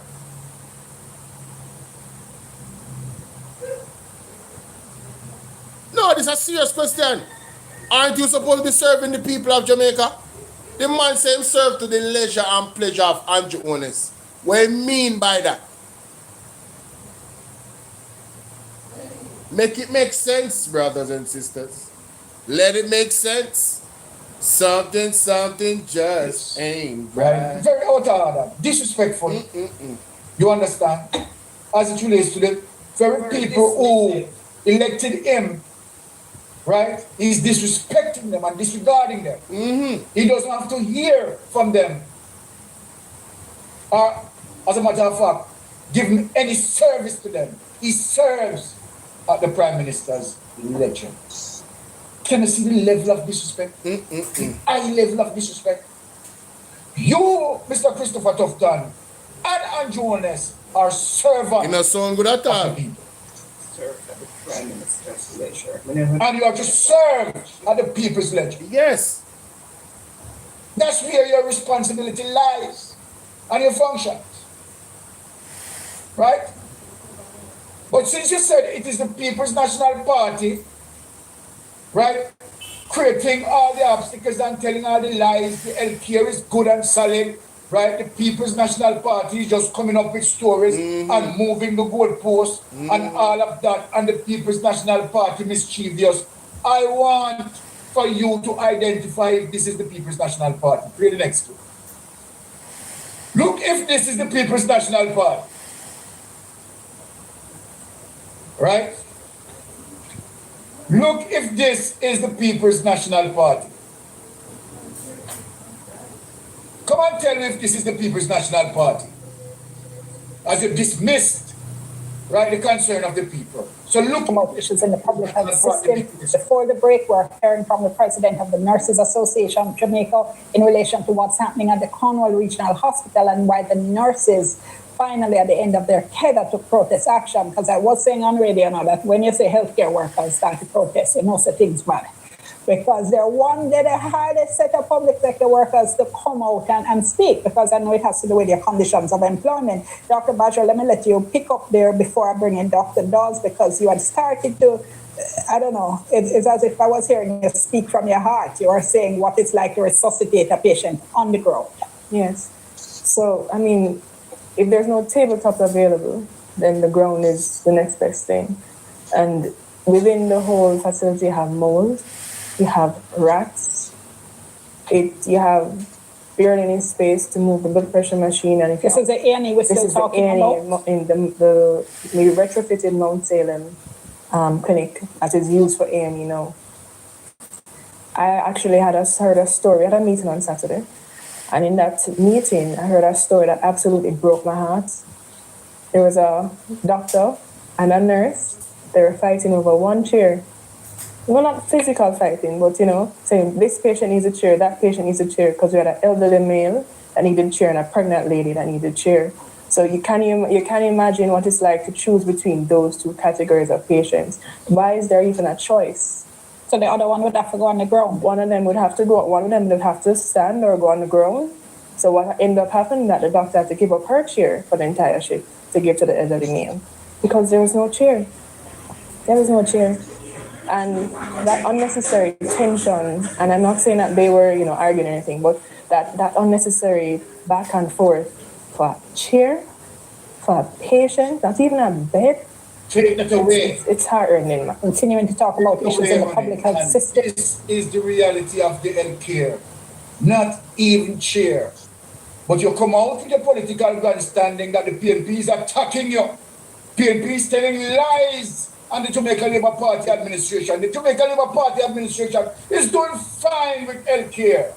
Right? All the necessary and basic facilities are there and everything is okay and so forth. And, bedding, we have proper bedding and everything. Everything is fine. The Jamaica Labour, the People's National Party, they are disgusting. Right? They are just telling lies on the Jamaica Labour Party administration and so forth, and goes on with the political grandstanding, your trickery, your connery, you're a scammer. Let me bring in the melting pot to burn them down. Melting pot. Well, tough talk is a minister that is under increasing pressure from all walks of life, society. Even from within his own party, based on the finding that's coming out of the institution that he, the minister, that took over all these institutions. Now the series that Dr. Dawes had done, and comprehensively, highlighted critical situation that currently exists at the UHWI Institute. And it's a wide range, and it encompasses procurement, bullyism of staff, undermining staff, and lack of care in regards to administration. No care being offered to these people. You understand? It's just a situation that has now surmounted in a way that the minister is under increasing pressure. So when they talk about, the PNP moving the goalpost, yes, moving the goalpost in terms of uncovering the slackness as it relates to corruption. We keep finding more and more, but not in terms of telling lies. Dr. Dawes, comprehensive report is accurate right down to the T. Because we are not just hearing from Dr. Dawes. We are hearing from people who attend these facilities. Exactly. Who work in these facilities. Yeah. Of how deplorable the things are. Facility is. Yeah. How much it is understaffed. How much it is, underutilized for its purpose. Because if you don't have bed, you can't utilize the hospital. If you don't have chair, you can't utilize the hospital. God working environment become toxic. Everyone just like here a while ago. A nurse and a doctor arguing over a chair because there were two patients who necessarily need the one chair. A pregnant mother, you don't want her to go lie down on the floor. Likewise, the elderly gentleman. But these patients should have, choices of either a bed or a chair. But they didn't have any. So when we hear Tough Tongue come and speak about the vast amount of money that the Jamaica Labour Party has invested in the Ministry of Health, they have only made allocation, it's not been invested in terms of, shoring up the facility, giving it everything that it requires, making sure the staff them are working in a, well put together environment where they have, facilities and equipment at their disposal. nothing of that sort. These people have been milking the money that they allocate. This is why there is no procurement. Yeah? And this is why when them come under pressure, them talk about reform. There's nothing that can reform where UHWI is concerned right now. Because as Dr. Dahl says, the problem bigger than the administration up here. Because remember, I know tough tongue and pick the administration staff up here and use them into facilitating the wide range of corruption activity. Because the senior medical staff at UHWI, they are the one who's supposed to assemble them administration staff. They have that responsibility role, not tough tongue go up there and pick the people who know corrupted like himself to do the work they want them to do. And these people have run the institution into a wreck. An institution that, is the region highest learning institution to produce doctors of, first world accreditation. But yet still the institution is now marred with corruption to the extent where it's, might lose it accredited ratings, where no one would want to send them students there. So it's an institution that is well on the way becoming a failure based on the Jamaica Labour Party administrator, the Minister of Health, Dr. Tufton, trying to use the institution like a milk cup, like a cow with milk. Over 30 billion Jamaican dollars now, where we can just roughly put together and say, yeah, this man can account to 30 billion. Him cannot account to 30 billion Jamaican dollars, people. Yeah, because beryllium alone take 24.5, Yeah, so all you need is another 5.5. That easily can identify. So you add everything together, this guy defraud the state of over $30 billion. This is why I'm under increasing pressure to just listen to how him answer the question posted by the young journalists. Him tell us him serve at the pleasure and the ledger of Andrew Holness. The pleasure and the ledger, Him no serve at the request of the electorate who vote for him and put him there. Him don't serve the wider society as it relates to the ministry that him preside over, the Ministry of Health, where said cover the whole length and breadth of the island, and it also cater for visitor. This is why the guy get level 4 travel advisory. Can don't realize, say him job is a broad scope job him have, to cover the length and breadth and a tourist destination. It also cater for the tourists when them come. Them on a robot, them can't take sick. Them can't lose their baby like the youngest from US. This is why that video clipping brings out a shame on the little island. Not even sanitary napkin inside of the institution. The mothers who find themselves in such a situation. So we just look on this guy as a big piece of shit. He is a criminal. Remember when you have a guy who does not respect the taxpayers' money, They seem to ludicrous things like giving one woman 85 billion for a burger. That is ludicrous. You understand? That is ludicrous. As a minister of health, the scheme bringing bad rice to kill half the people. Yeah? But then I promote himself as Minister of Wealth and Wellness. What kind of garbage is this? The man has so much corruption attached to him, unbelievable. Unbelievable. So, him can't argue the point. Yeah? Because right now, under his administration, the University of the West Indies has become a failure. No, more ask the ladies them something. Good night, Angela.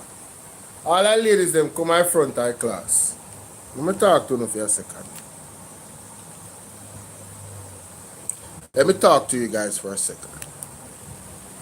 I want to ask you a question. And what sparked this question is something that I saw in the Star. The Star really has some different cops find bags of bullet in a cornmeal bag. Jesus have mercy. Anyway, it says here that no babies for me. Young teacher slams door on motherhood. At just 27, high school teacher Michaela has made a decision. She says in his final, any man who dares to suggest that she bears a child will be shown the door. Now, ladies, Can you be a servant of God and make this decision?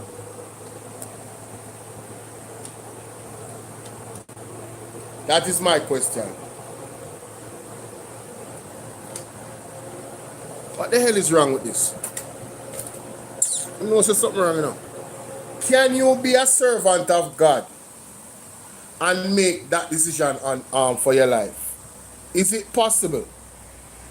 What are you doing, Sharon? Big up yourself. Okay. Sharon said no. I just want to find out for the ladies then. Can you be a servant of God and never have a child and you're 27 or you're even younger and you say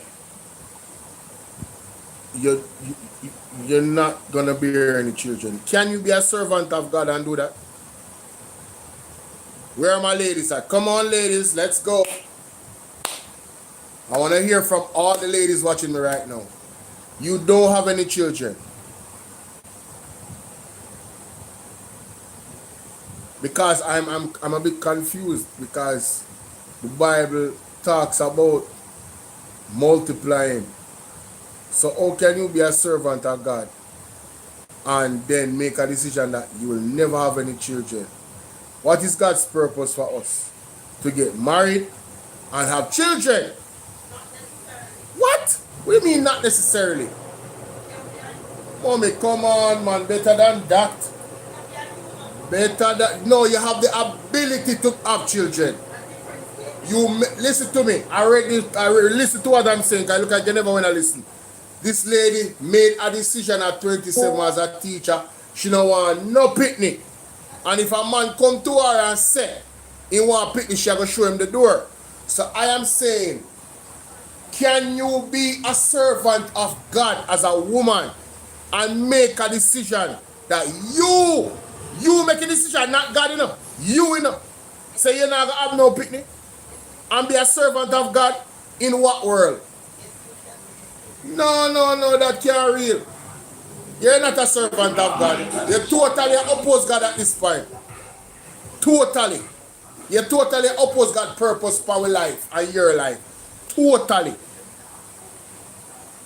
Totally. It's not that you don't have children already, you don't want no more. As a matter of fact, isn't the whole purpose of it serving God is to give your life to God for His will to be done in your life? So how are you going to dictate that you're not going to have any children? What if it's God's will for you to have children? No, but you are eliminating the ability for God to have the will. You declare say you're not going to have none. It's like my mother not understand. It's like, we don't know why you even oppose this. You're still going to hell. They have nothing to do with health. This is a very specific question. The lady says she's healthy and she's not having none. She says she not have none. Not that God tell her say, this is the end of your thing, you know. She says she not have none. So that tells me that if she was to get pregnant, she's going to eliminate the children then. Because she determined to not have any. So there and then she can't be a woman of God. She can't serve God. She have a right to do whatever she wants with her life, you know, like everybody else, you know. That's why I pose the question in the manner in which I pose it. How can you be a servant of God as a woman and then say, Marley, your Zelle is not working.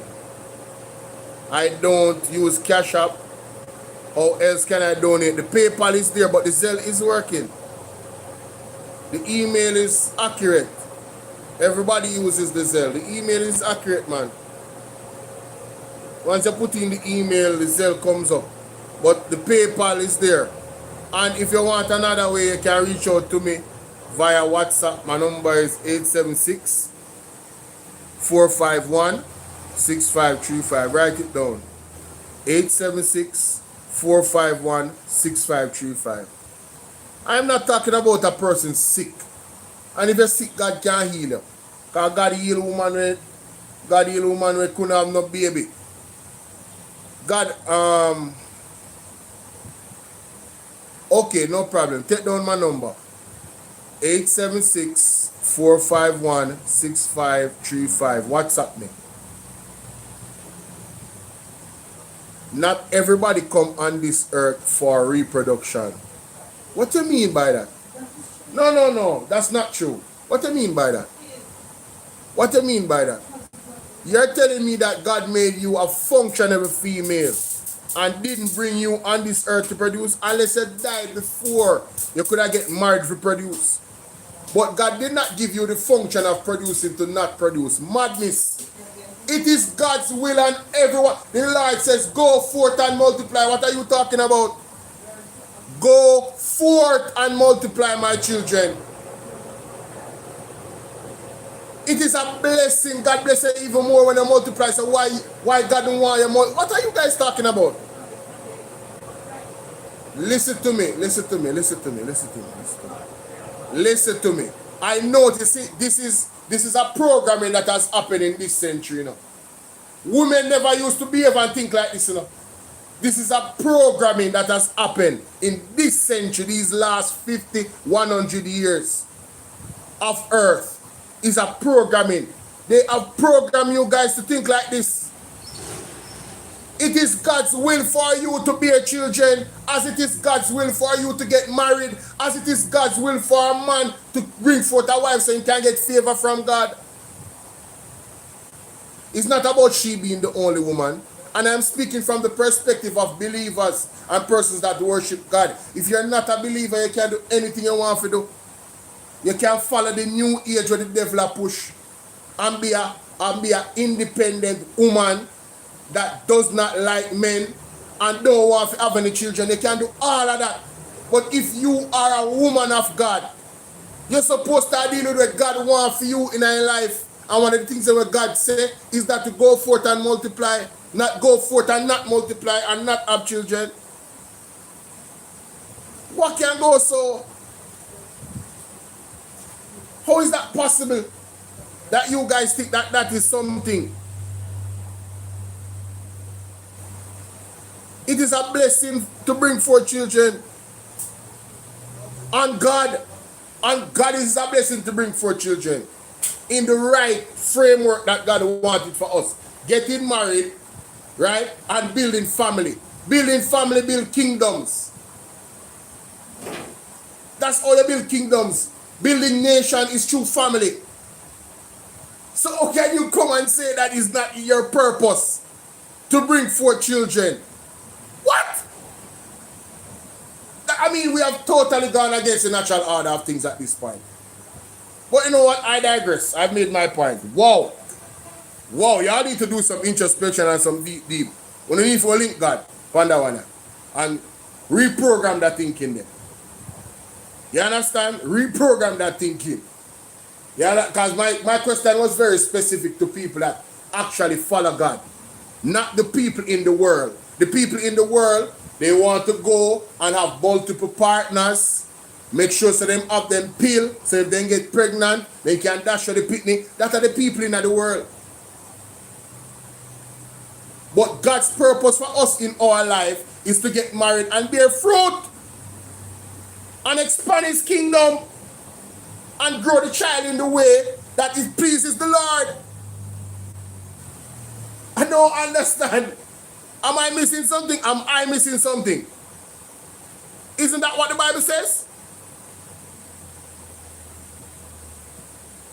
Wow. Wow. Very interesting. Very interesting indeed. Very interesting indeed.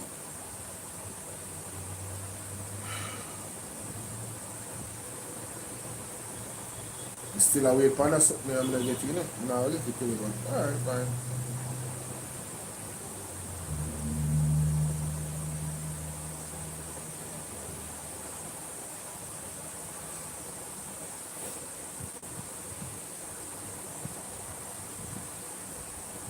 Oh, you're just coming in. What is interesting is that I have a few women in the chat that actually, even my mom is here opposing the argument that God's intention for his servants, not women of the world, his servants, is to get married and have children.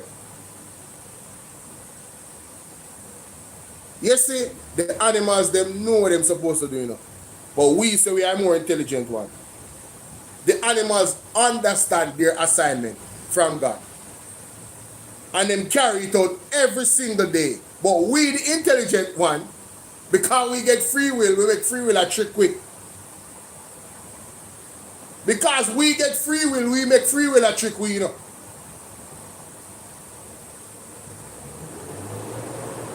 Isn't it the purpose of a servant to submit to his master or her master?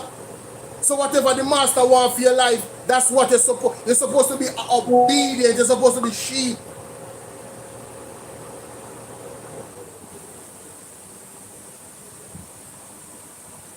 What are you disagreeing, Caribbean ambassador?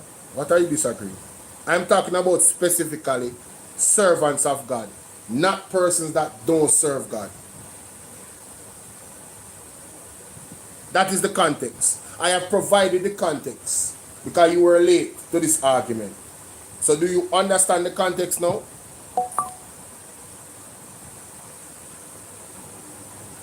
Do you understand the context? I don't want to divert into this. You can say it in the comment. I don't want to divert into this. I only facilitated because you say you never understand what's interesting. Mighty God, we are in trouble. Anyway, moving on. Cop tried to stop taxi man mowed down by driver. Officers, stop run out in the road like a superman here. It's quite evident that we have some mad people on the road. We're not afraid to press gas and running over. So when you see the taxi them, don't run out in the road like a superman and I do this. Remember, say a car and you can lick it down and kill you.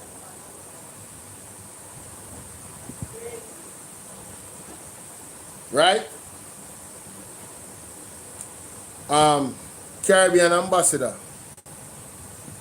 I'm saying to you,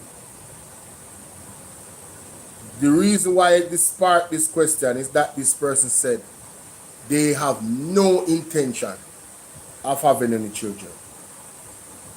None. No intention. And if a man should present that argument to them, this lady, this teacher, he might go through the door. Of course, they can't say anything they want to say. And I'm saying that person cannot be a servant of God. It cannot be. Of course, you have a choice. You have a choice to choose the devil. You come like you don't understand what I say. You can't be a servant of God, and that is your position. To never have children. When God said to go forth and multiply, so what, you're not going to be obedient to God? I think y'all really need to think about what I'm saying. And look at the scripture. And then really digest it. Go and look at the scripture. Because a lot of people look down on that true purpose of being a mother. They think that there's a higher purpose for them, for impressing mankind about their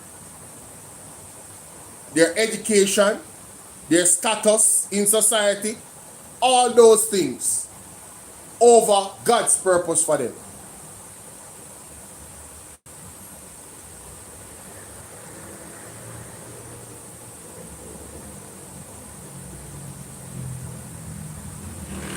That's exactly what I'm saying, man. Oh, don't talk about priests and nuns, please.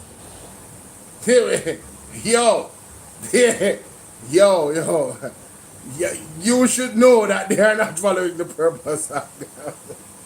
Don't talk about priests and nuns. What? Them the people that want to see what going on in church. The historical abuse of children. Want to see what going on in church. Ladies and gentlemen, we were naturally designed for men and women to be together, not apart. Not woman over here, so, and man over there, so. It is not the design of God for it to be like that. Period. Period. So anything that is pushing that, that's not God's, that is not of God. That is not of God. You're not holier than holy if you don't have any contact with the upper. No, that's not what that is. That's not what that is. No, sir. No. Anyway, like I said, the police, when you don't go in front of the car them here, when you not stop them in the road here, members say them can lick on the down. That's all me I say. Me I try to help out the police then. Alright? I found that story to be mightily interesting. 1 second. I think I got, did I get the video?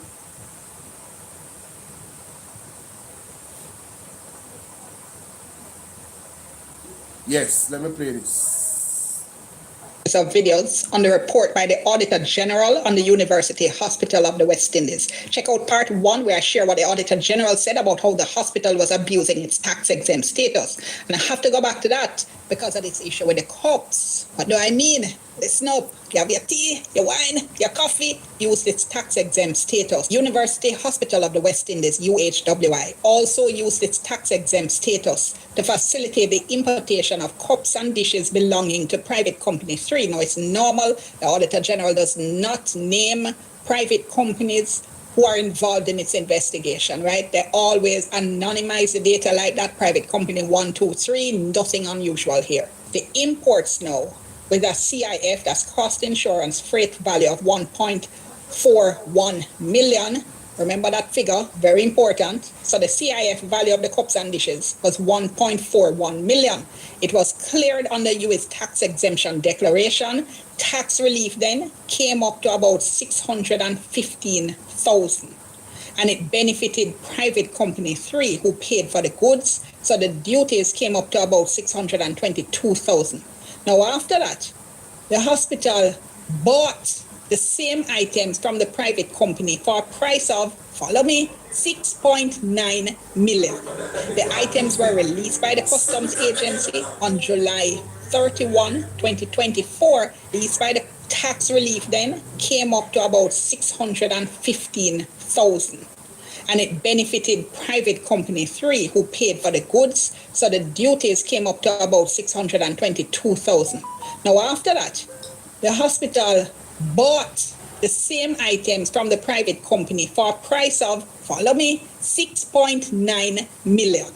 The items were released by the Customs Agency on July 31, 2024, and they remained in hospital stores unused up to the date of the inspection by the Auditor General on May 30, 2025. And this table shows you the items that were imported. Flat plate, coffee cup with handle, 1,000 of those, steel plate cover, bowl, and so on. Now, I have to tell you something. I had to read that paragraph over and over to try to figure out if I was really seeing what I was seeing. Because what it's saying is that the hospital abuses tax-exempt status, right? Bought these cups and dishes, bought in quotation, because they were actually bought by this private company. Oh my God. So the cups and dishes came up to 1.4 million. So the private company that paid for them, because they benefited from the hospital's tax relief, the private company only paid about 600,000 for the cups, got tax relief of 600,000. Then now the hospital turns around and buys the cups for 6.9 million. 10 times the price. And then the hospital never even use the cup them, put them in storage, and never use them because they were there nearly 1 year later when the Auditor General's team inspected. Who dreams up these things? So the University Hospital. Ladies and gentlemen, we now come off of this. And I want to thank Dean Jackson Miller. You guys make sure you go ahead and subscribe. I'm subscribed. I click the bell and click all. You heard that, right? $1.something million the cups then cost. Right? Them get it for 600,000 because them get tax exemption. And then the hospital buys back the cups them for 10 times the price. This is scamming. This is criminality. This is high levels of corruption. And people need to go to prison for it. And whether they are indirectly or directly involved, some people need to get fired for it as well. They need to lose their job. This is outrageous, ladies and gentlemen. And this is just one of the things them in the report, that make your ear on the back of your head turn up, Right? Did you know no Jamaican should be paying duties on shipping, only business and services in commerce? I did not know that. Class action will have to come into play to hold them accountable. I am willing to be a part of any legal process. Right? I'm counting on some type of citizenal legal process to sue the government of Jamaica and the Ministry of Health. We need back the money. We need back the money. Ministry of Agriculture, we need back the money. For the fertilizer them, we need back the money.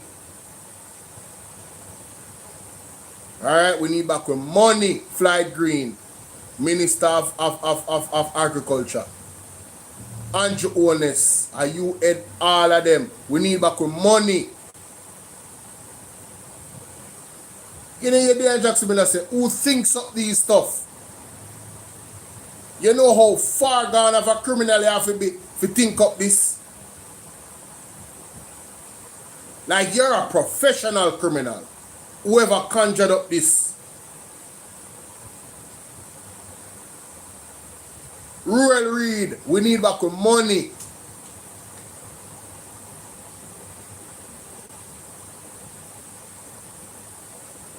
Whether indirectly or directly, it happened under your watch. We need back the money.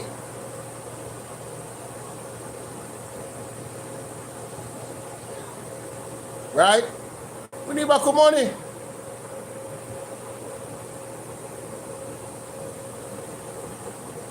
So when the Auditor General's team inspected, who dreams up these things? So the University Hospital of the West Indies used a restrictive bidding process, inviting bids from 5 suppliers for the procurement of the cups and dishes. Only 2 responded, quoting amounts of 8.4 million and 8.6 million, both exceeding UA's in-house estimate of 8.1 million. Private company 3 emerged as a successful bidder, submitting the lowest bid. Although the hospital instructed bidders to specify their prices in Jamaican dollars and clearly indicate all taxes as separate line items, the bidders didn't do that. So the AG's office said they couldn't determine whether the submitted quotes included importation-related cost and customs duty, so they can't say if UA benefited from the tax exemption that came out of its own tax exemption status. Also, the AG says... We have to play that back. What? Line items, the bidders didn't do that. So the AG's office in 6 and dishes, only 2 responded, quoting amounts of 8.4 million and 8.6 million, both exceeding UA's in-house estimate of 8.1 million. Private company 3 emerged as a successful bidder, submitting the lowest bid. Although the hospital instructed bidders to specify their prices in Jamaican dollars and clearly indicate all taxes as separate line items, the bidders didn't do that. So why did the UHWI give them the contract, award them? Why was the contract awarded if they did not follow the instructions?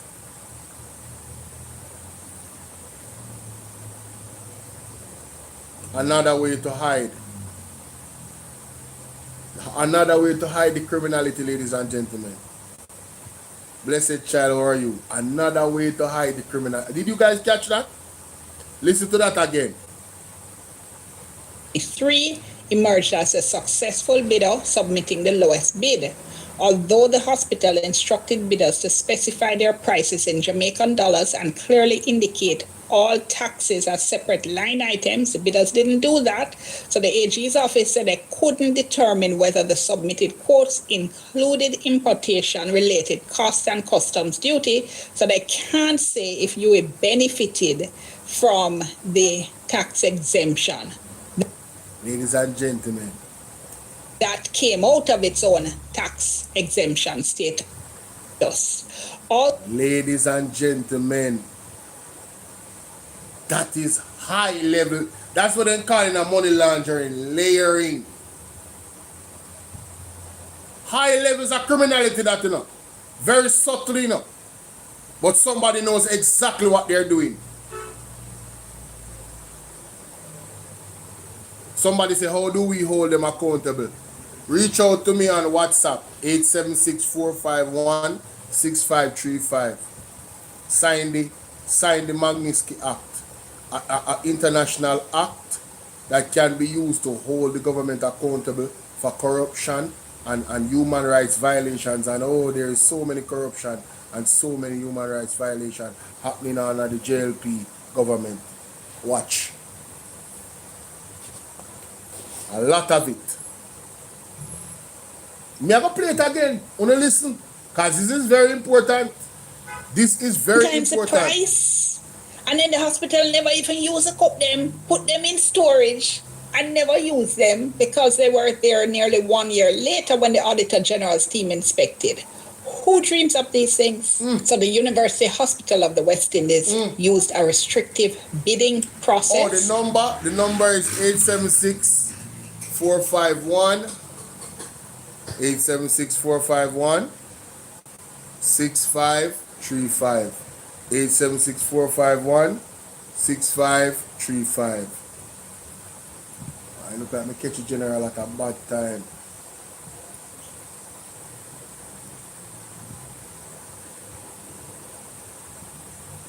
You got that? Let me know if you got the number. 876-45. Got it? Okay. Yeah, man, I'll send you the link to the Magnitsky Act. And if you have any issues signing, let me know so I can guide you through the process. Alright? My God. Oh. Inviting bids from 5 suppliers for the procurement of the cups and dishes. Only 2 responded, quoting amounts of 8.4 million and 8.6 million, both exceeding UA's in-house estimate of 8.1 million. Private company 3 emerged as a successful bidder, submitting the lowest bid. Although the hospital instructed bidders to specify their prices in Jamaican dollars and clearly indicate all taxes as separate line items, the bidders didn't do that. So the AG's office said they couldn't determine whether the submitted quotes included importation-related costs and customs duty. So they can't say if you benefited from the tax exemption. That came out of its own tax exemption status. Also, the AG says the imported items were cleared through the hospital's contracted custom broker, but they were unable to determine the total expenses incurred by the hospital as the required documents weren't presented. Information in relation to the procurement wasn't reflected on the government platform nor reported to the Integrity Commission, and this violated reporting requirements. Management response acknowledged that this practice raised significant concerns regarding procurement integrity, financial stewardship, and compliance with customs and public procurement regulations. Yeah. So the hospital management acknowledged that this was a big problem. But let's look at the plastic waste bins. So we're going to talk about the purchase of the plastic waste bins Why this raises more concerns about the procurement process. And a lot of people would tell you, look, a waste of time for bid for government contracts because procurement or no procurement, then don't know who they might give a contract to. Well, watch this. UA procured 40 waste bins at a cost of $11 million from private company 4. The Auditor General's review of the procurement records provided by UA indicated that the procurement process started with a formal purchase requisition in May 2024. The procurement committee recommended and the CEO approved the procurement opportunity in June and July 2024, respectively. The AG said the review of the customs record shows that the overseas supplier invoiced private company 4 for the waste bins. The item description said the supplier should print in large bold UHWI and biohazard sign on 4 sides of plastic bins. It also specified 15 bins were to be red, 25 were to be green. The invoice watch list was dated April 26, 2024, signaling prior knowledge by private company 4 regarding the procurement opportunity before the actual process started in May 2020. Mighty God, when I hear this, the company date shows that them had prior knowledge of the procurement before it actually come out. Better to say a friend and company business this.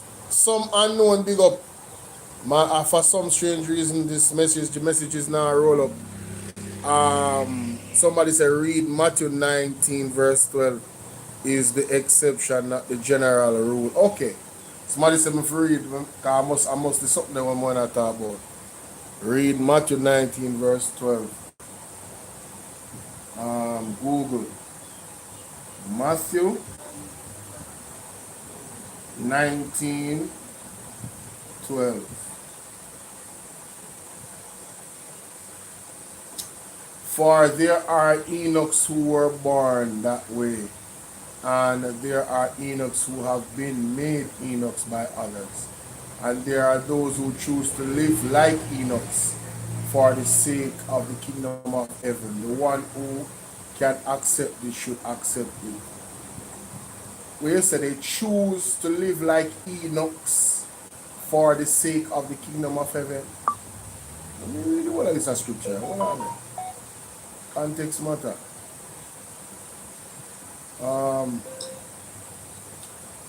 The disciples said to him, if it is a situation between husband and wife, it is better not to marry. Jesus replied, Moses permit you to divorce your wives because your hearts were hard.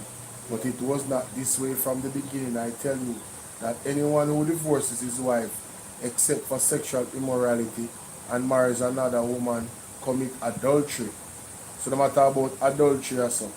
The disciples said to him, is this the situation between a husband and a wife? If this is the situation between a husband and a wife, it is better not to marry. Jesus said, not everyone can accept this word, but only those to whom it has been given.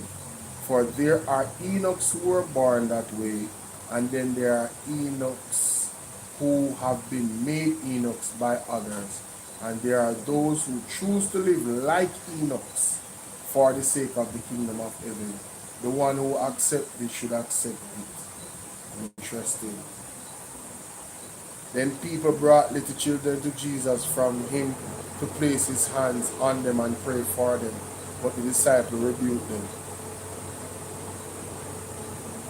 Jesus said, let the little children come to me and do not hinder them, for the kingdom of heaven belongs to such as these. When he has placed his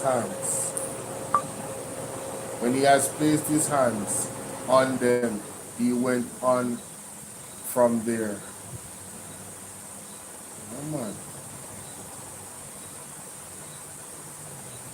When Jesus finished saying these things, he left Galilee and went into the region of Judah, to the other side of Jordan.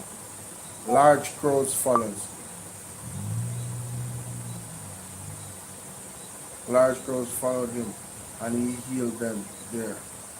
Some Pharisees came to him to test him. they asked, is it lawful for a man to divorce his wife for any and every reason? So this was the question for context. Haven't you heard?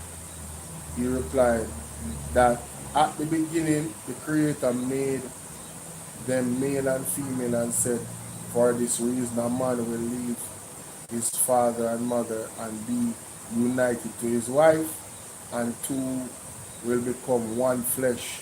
So they are no longer two, but one flesh. Therefore, what God has joined together, let no one separate.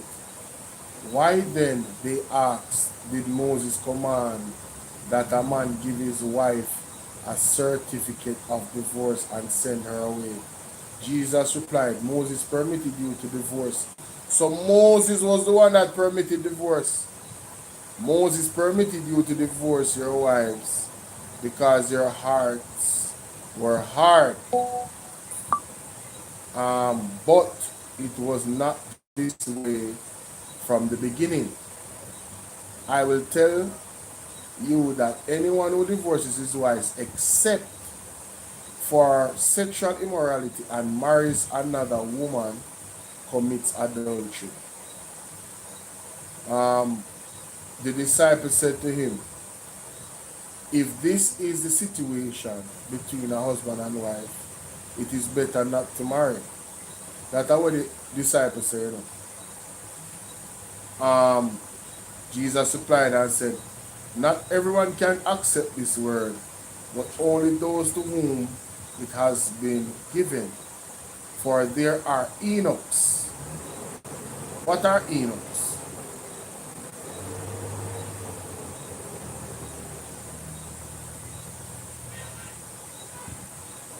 You don't know what eunuch spell? E-U-N-U-C-H-S. A man who has been castrated, especially one employed to guard the woman's living area in an Asian port. An ineffectual person. So this was speaking specifically to the man. Right? Why does it have that meaning? It don't have no meaning for woman.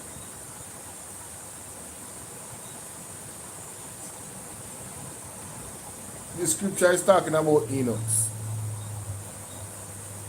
Moses is, in other words, is a system. They need to get internal leisure. Hold on, that's a different something. Iran Pine, big up yourself, thanks for the scripture. The Empress 13, how you doing? It is negative 12 in Michigan. Wow.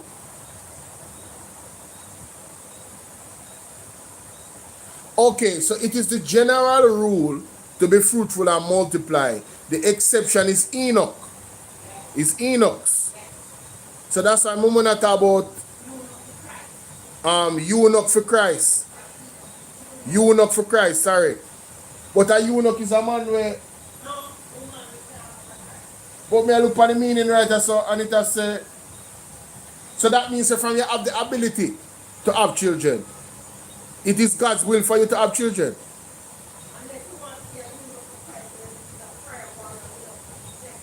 So, unless you want to be a eunuch.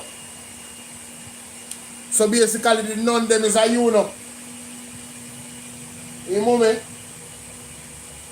Mommy. Mother. Billy Davis, what's up? Hey, salute to you, Billy Davis. Wagwan. Matthew Wagwan, Jesus. They say Jamaica gone to the dog. May I tell you?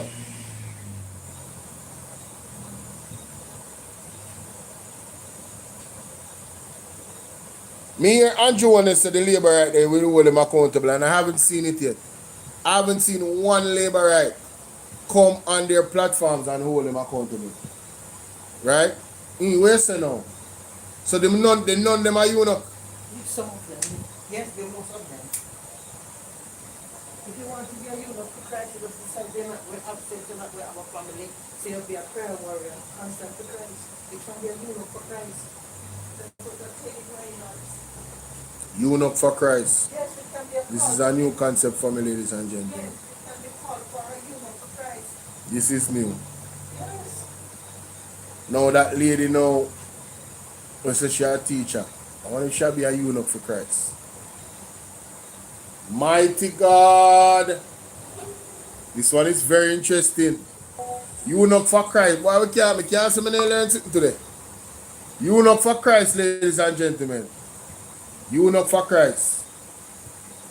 Back to Dean Jackson Miller.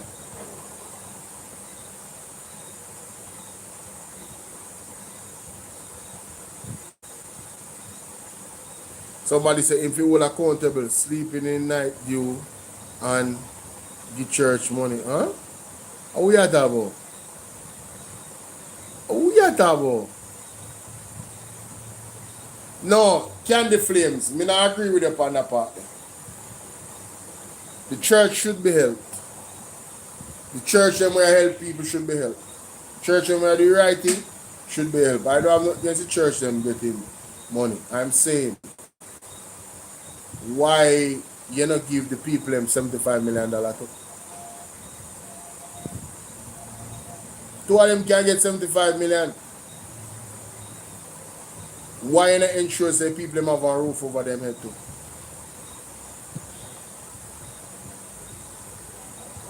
Equally the church and the people that need house need to be helped. I don't have a problem with them help the church. Now, if the church have millions and billions of dollars in their bank account, like what Everald Warmington say, if a them the specific church there, Everald Warmington talk about, that specific church, whoever have those millions of dollars in their bank account, you're supposed to help the people them to man. You can't accept money from the government and have them the type of money there already. When people not have no money. You're supposed to use your own money and deal with the thing, brother. You're self-sustainable. Millions and billions of dollars in your bank account. You can borrow money against that, you know. And take time to pay back your bank, you know.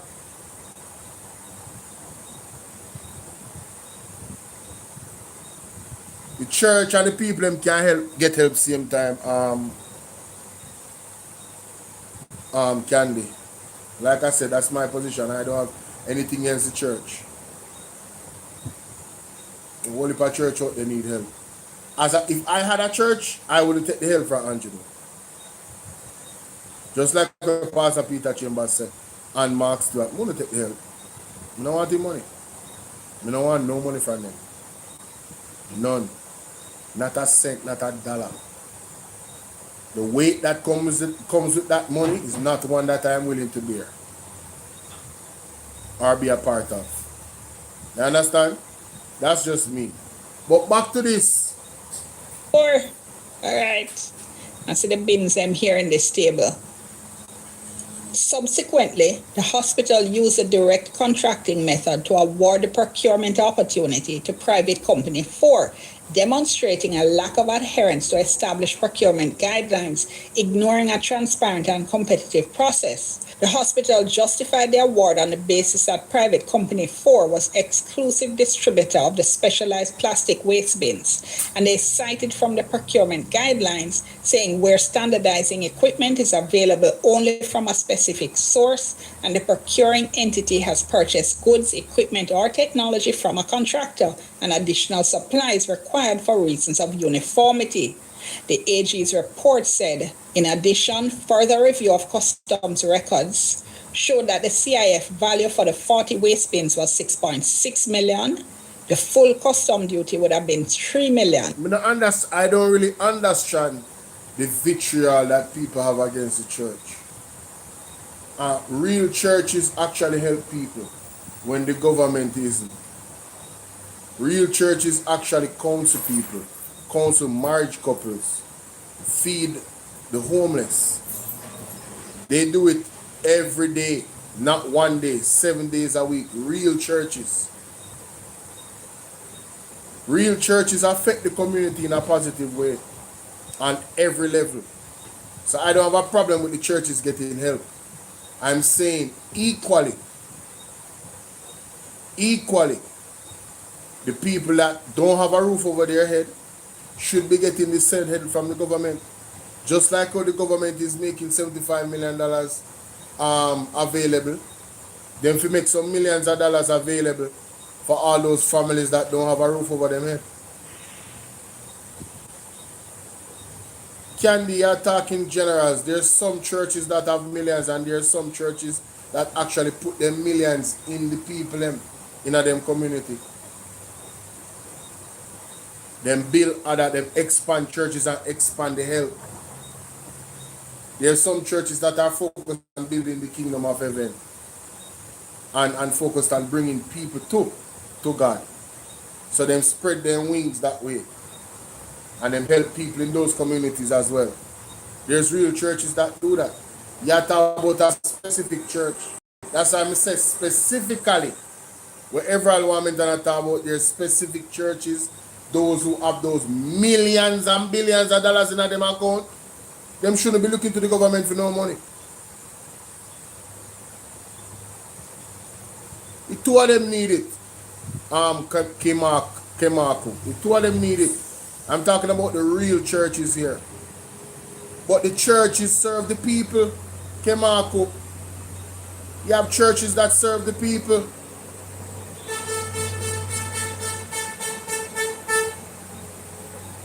You have churches that serve the people. People who want to commit suicide. You guys don't understand the purpose of the church and its mandate in a community. The priority should be the church as well, yes, because there's people presently in those areas that need that counseling, and the church provides that counseling. So the church and the people that have no homes should be simultaneously getting help. Me not put the church aback. I'm not doing that, because the real churches put the people first, even more than the government. Real churches put the people first, even more than the government. The churches that they're not loud about it, they don't go and cut ribbon and advertise, say they are helping the poor. They just do it because that's what God wants them to do.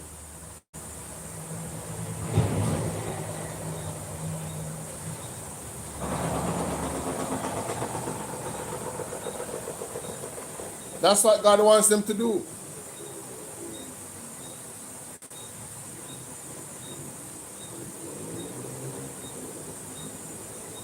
No.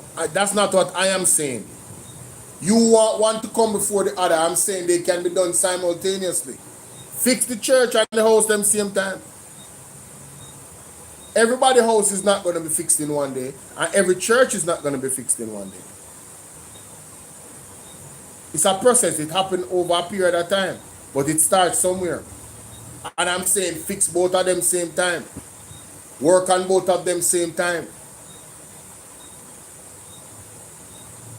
I think you're saying fix all of the house them and left the church them and then fix them after. No, I don't agree. The church them need it and them need it because the church serve the people. That's my point.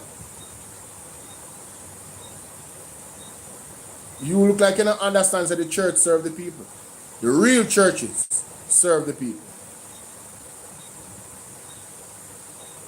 Them not come from a perspective of government, but come from a perspective of following Jesus Christ's way of serving the people.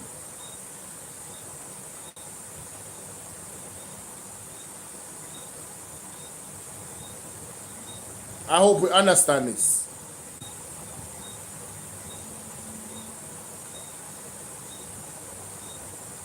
I'm asking one of them money. Well, I don't know about that. I don't know about that. I don't know about that. I don't know about that. Sometimes you have to go on the road, but there is a house of gathering. Like I said, the true purpose of the churches. True purpose of the churches is to help the people. is to help the ones that are most vulnerable.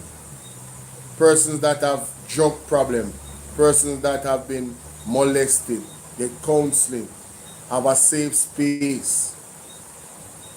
That's what the churches are there for.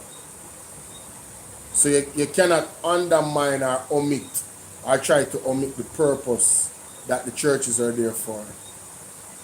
To understand that the devils and demons hijack these spaces and people have bad experiences. But the true purpose of that space is to help the people. It's for service of the people. And as long as that is the case, watch it there. Huh?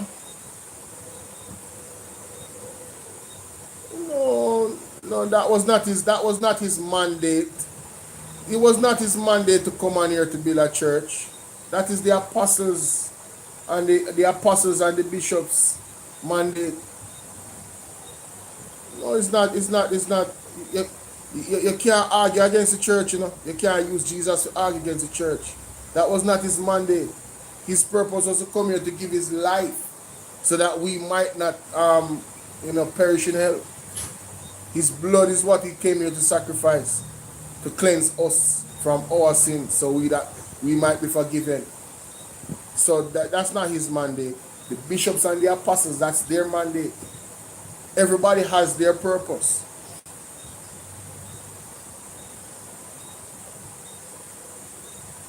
So what? What are you saying? You are going to give your blood. Your blood can sacrifice say you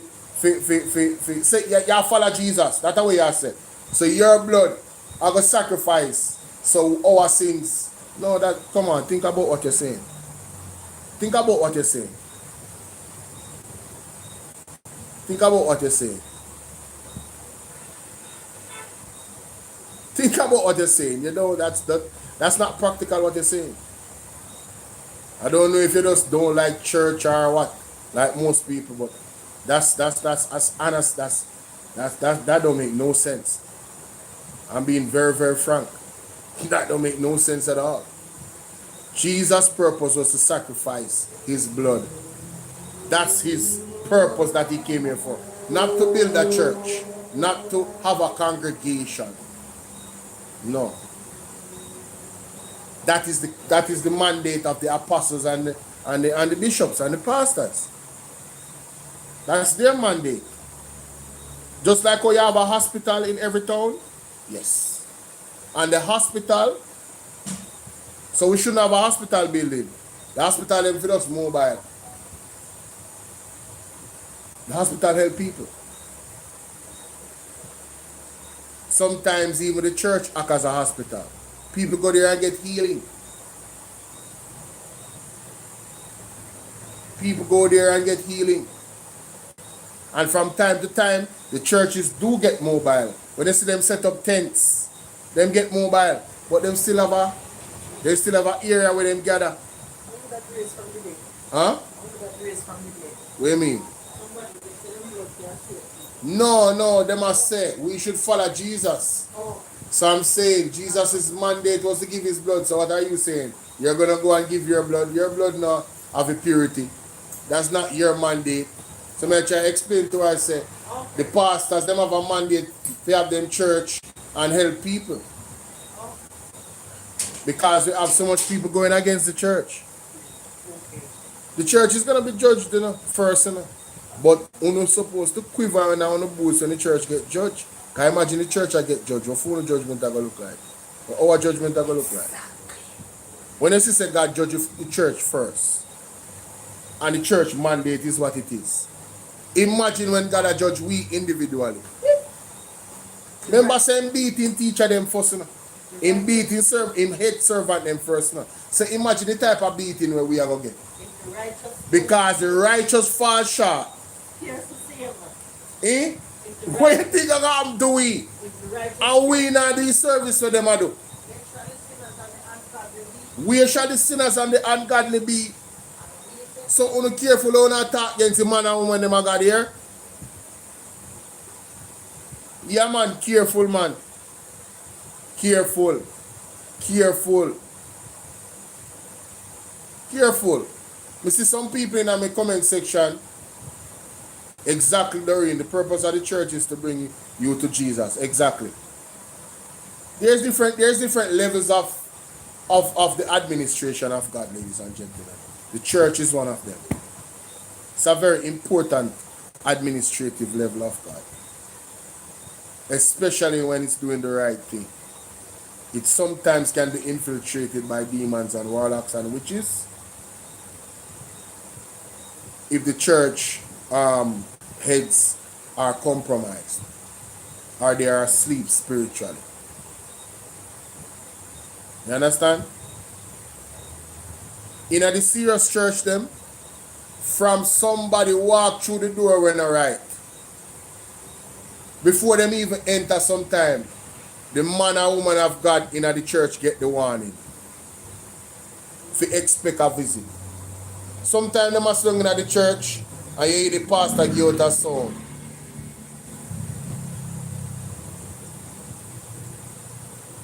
And then start sweat in the church. Imagine you come with a nefarious intent for the congregation and man of God identify you in the church and what your purpose is and who sent you. And nobody never call him and tell him, but God. Somebody then at the church starts sweat.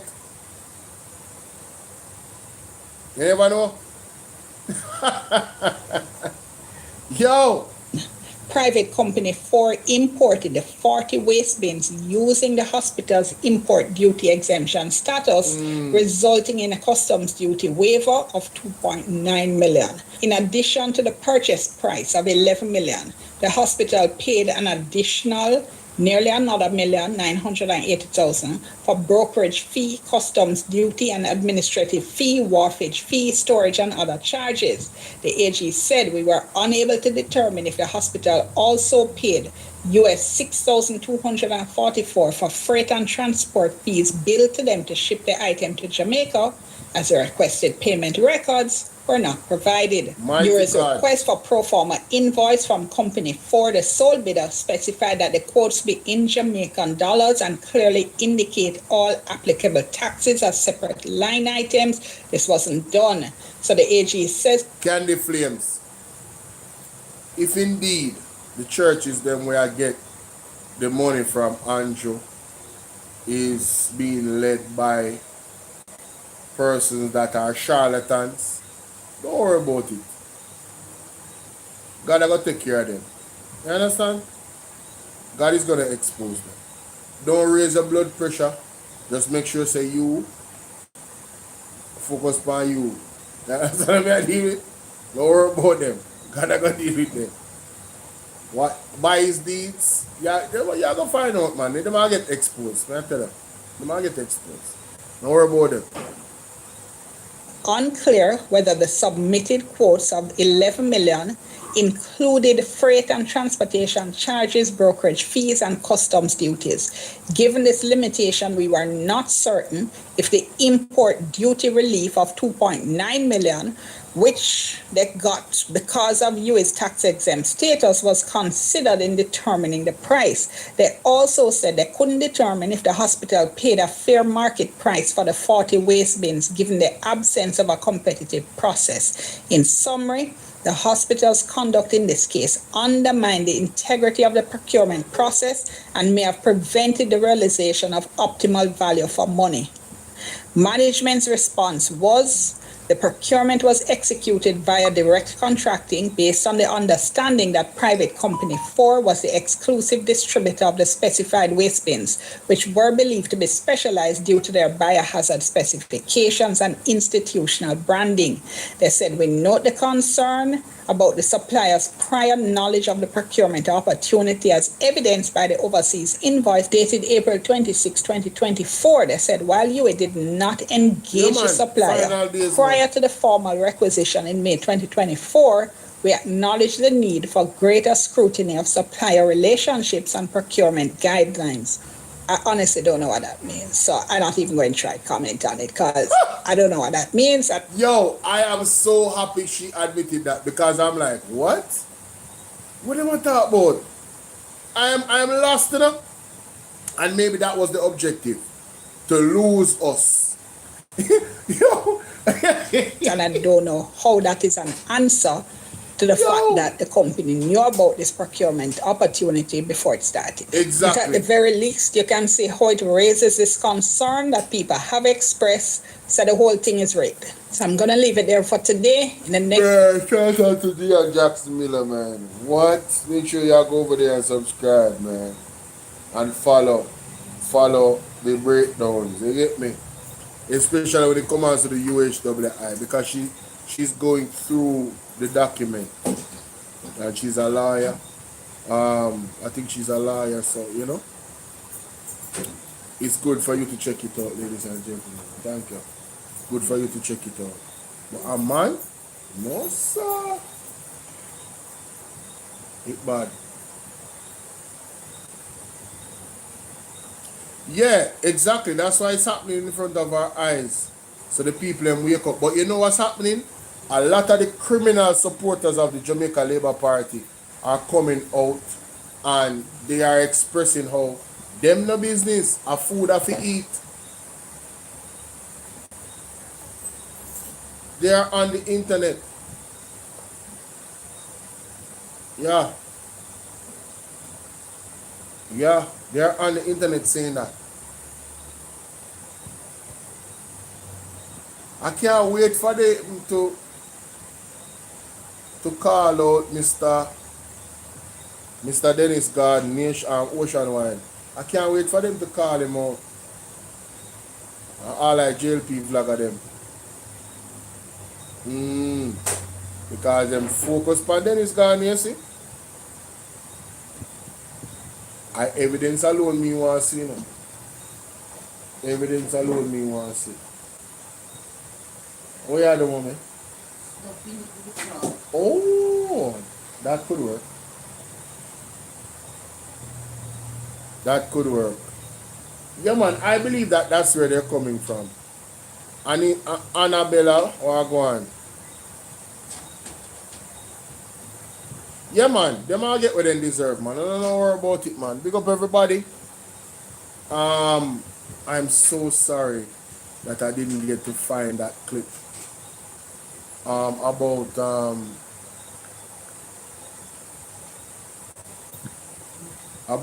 the hotel that is being built. Yo, I'm certain. Listen, yo, Jaja, you. Me know somebody did cover it, you know. Me know somebody did cover it. I knew I covered it. I go find it back. Hold on, the people. Me I go find it back. Me I go find it back. I go find it back. I eat this. Whoa, I eat this. People, part 2. Mystic Sensation dissecting Andrew Holness' speech. Brilliance. Absolute brilliance. Part of that is just how they have grown up in their household. All of you here, you get up every morning, you take the bus, you do your hustle, you go to work, you follow that routine, you are consistent, you do your job, but that comes because of how you were parented, how you were taught about sacrifice, how you were taught about working for what you have, the values that were transmitted to you. Yes. I'm not convinced. So let me ask you a question, Andrew Holness. You were taught about working for what you have? Hey, okay. You never come to this because I'm that slide. Where you taught that hard working is going to have you possess as it relates to the objective of the reason why you're working. Because when you sell to Jamaica, you have to take 2 taxis and becomes a billionaire. You're not a millionaire. Yes. You can make that clear. You're a billionaire. 2 taxis. Where the sort of genius that you sell yourself as. Yes.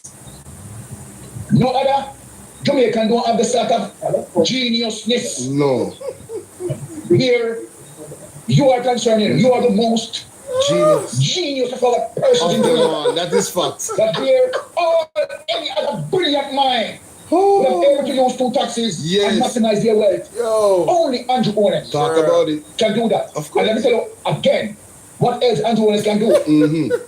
Between the period 2019 to 2020, honey, when it was the height of the pandemic, where many institutions lose profit, the genius that comes out of this genie bottle. I don't think there was a process of birth, but this genius that came from this genie bottle know how to maximize his profit during the height of the pandemic.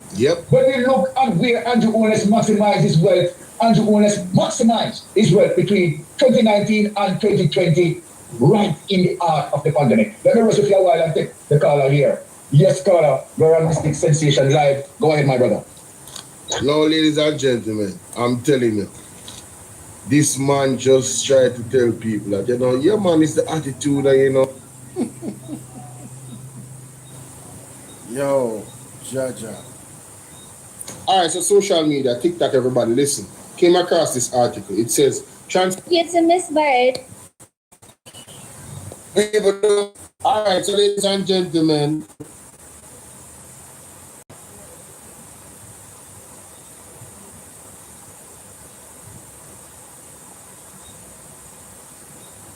said it's not 2019. Listen to this. And the Chinese government has agreed that they will assist us in building 3 new STEM schools. You know what STEM means? Science, technology, engineering, and mathematics.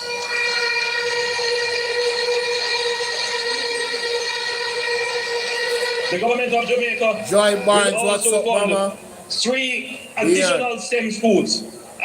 Oh, no, what additional mean? I mean a 6 STEM school.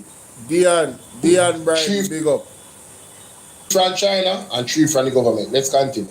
Is spread strategically right across Jamaica. So we will be doing, within the next 6 years, 6 new STEM schools. This was in 2019, 2020, 2021, 2022, 2023, 2024, 2025, 2026. Where is STEM school then there? It's conservative. Depending on how our economy does, I am committed to putting more resources and putting resources faster to this project. So depending on how the economy does, has any school started? Just a question. Ladies and gentlemen, recently at the prayer breakfast, January 7, 2026, Andrew Holness said this. Let us listen to you.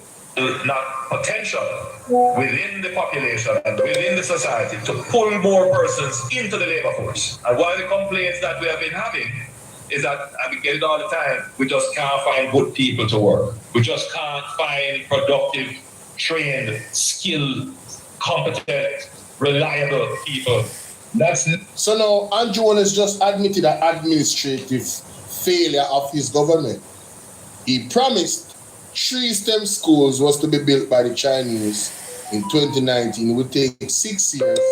And he even went further. He also said if the economy goes well, he would want it to happen in 3 years. But give him the 6 years. All right, that would have been excellent. I would be saluting him. I would have been telling him what a great job. STEM school, that is the way to go because of the engineering factor, the mathematics, technology, AI, everything. Ladies and gentlemen, you're telling me in 2026, the man can't find skilled worker? I wonder why. If you had built the STEM schools, then would have had a plethora of skilled individuals in so many different areas of engineering, and that's what you need when you want to really develop a country. And it would have helped us very well in actually having people on the ground ready to rebuild Jamaica after a Category 5 monster hit us. But ladies and gentlemen, this is just another promise that was not fulfilled. Yeah. You know. Ladies and gentlemen, may I endorse that one because I tell you I've been saying the same thing, maybe not so many words. Listen to this. Call up on Colin Bell Show, Portland Spice TV. Economics that is running Jamaica. Listen to coming this. To light. Go ahead, caller. Yes. Yes, Mr. Bell. Blessing. The thing what me really mad about, you know, sometimes when me hear the man them talk about gold, they say gold now move fast. Gold enough to drop in a Jamaica. Gold in, what do you mean gold now move fast? Mark Gold. Move fast for what? What he must move fast for? No, I'm not saying to move fast, no, Mr. People. So what they are saying he must move fast for? Move fast by really seeing the people get help who get. No man, if they wanted Mark Gold to move fast, they should have made him Prime Minister. That is it. If it was the PNP government, a lot of people in the West would have get back house already. Long time. Roof would have put on already. Long time. And I listen to the Prime Minister talking about the grants that they are going to give. And I am saying to myself, is this man for real? You're giving people $70,000 or $75,000. Ladies and gentlemen, you know, I noticed the JLP, they equate helping poor people as the mismanagement of the economy. That's why Andrew Holness I hold back the money so long. They equate helping poor people as the mismanagement of the economy. And recently, you know, Lisa Anna kind of made some statements, right? Lisa Anna kind of made some statements recently that made me question whether or not she's of that same view. A little bit. A little bit. It made me question it a little bit. You know, I never spoke about it, but I don't think I spoke about it.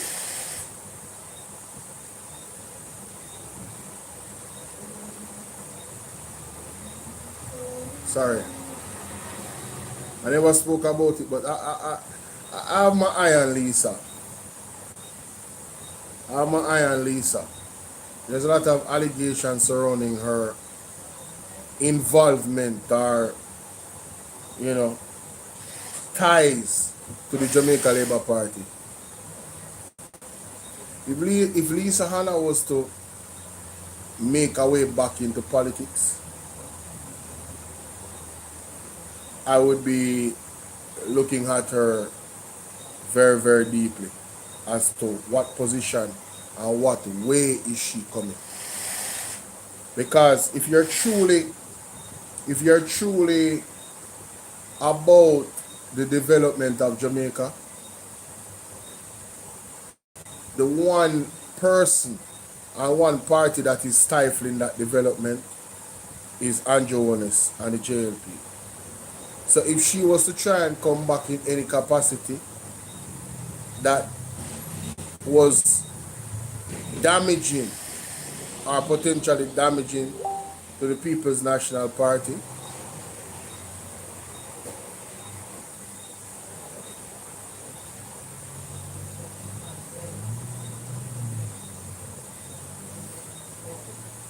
yeah, I'll be looking at her real, especially with the allegations that are swirling around.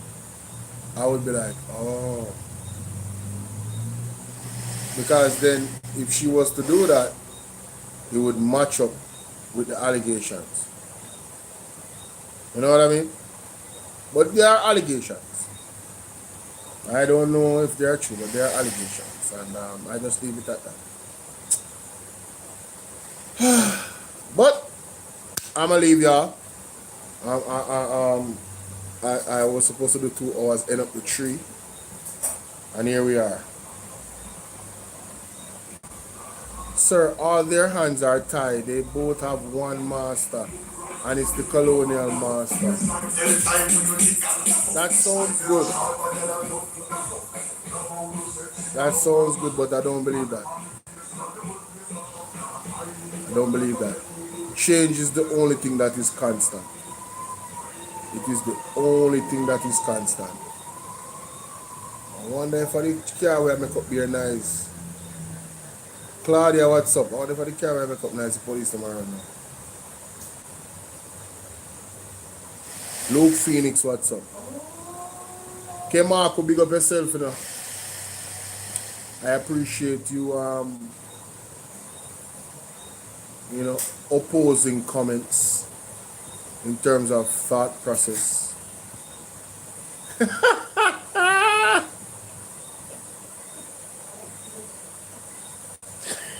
Yo, she saying that yes, Jamaica don't want real place.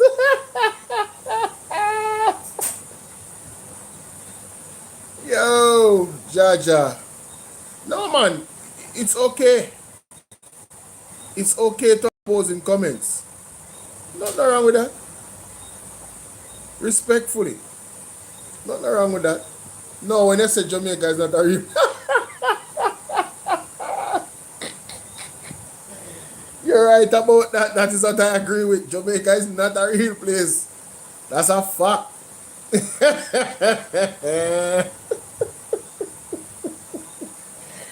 Yo, it is sad that sometimes I really want to cry now. But I'm not going to cry on this platform. I think I've cried a couple times, but I'm not going to cry. I'll cry in my own private space. Mighty God. It is really, really bad in Jamaica. The only thing that gives me hope is that God is real. And God will come to our defense when God is ready. But may I tell you, it's really bad. It's really, really bad. Yeah, man, me know, man. The whole, king and everything, and you understand. But one leader made himself a member of the Privy Council. Nobody never forced him to do it. He pledged allegiance to the king. You understand? And one leader denounced his British citizenship. That's why I don't look at things when it come out to skin color anymore now. I ain't gonna lie, one time I used to, when people look on black and white and no. Those same black people, just as dangerous as those white people, in terms of having the ability and the will to betray you. You heard what I said? Those same black people and white people have the same ability to betray you and have the same will to betray you. So don't get comfortable around the black people them thinking so they won't betray you. Don't get comfortable talking about, because you have one black prime minister. I don't even listen. Andrew Black?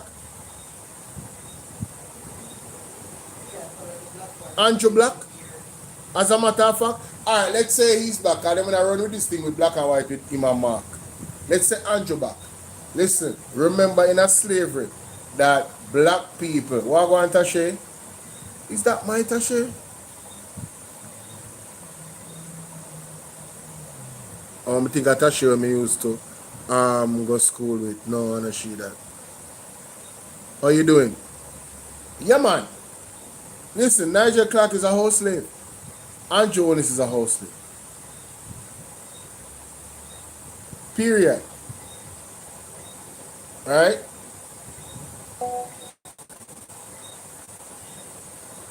And I strongly believe if Mark Golding was given the power, a lot of things would have shaken up.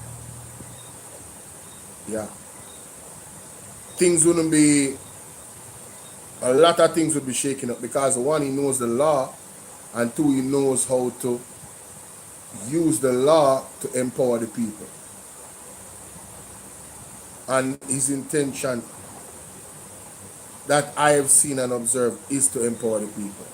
No, I mean not brush everybody with no broad brush, no. There's one among them that will even hold his own members of his party accountable. Mark Jefferson Goldie. Look on Dennis Meadows. If that was the JLP, we wouldn't even hear nothing more about it. Dennis Meadows would have faded away and then come back on election time and run for the seat.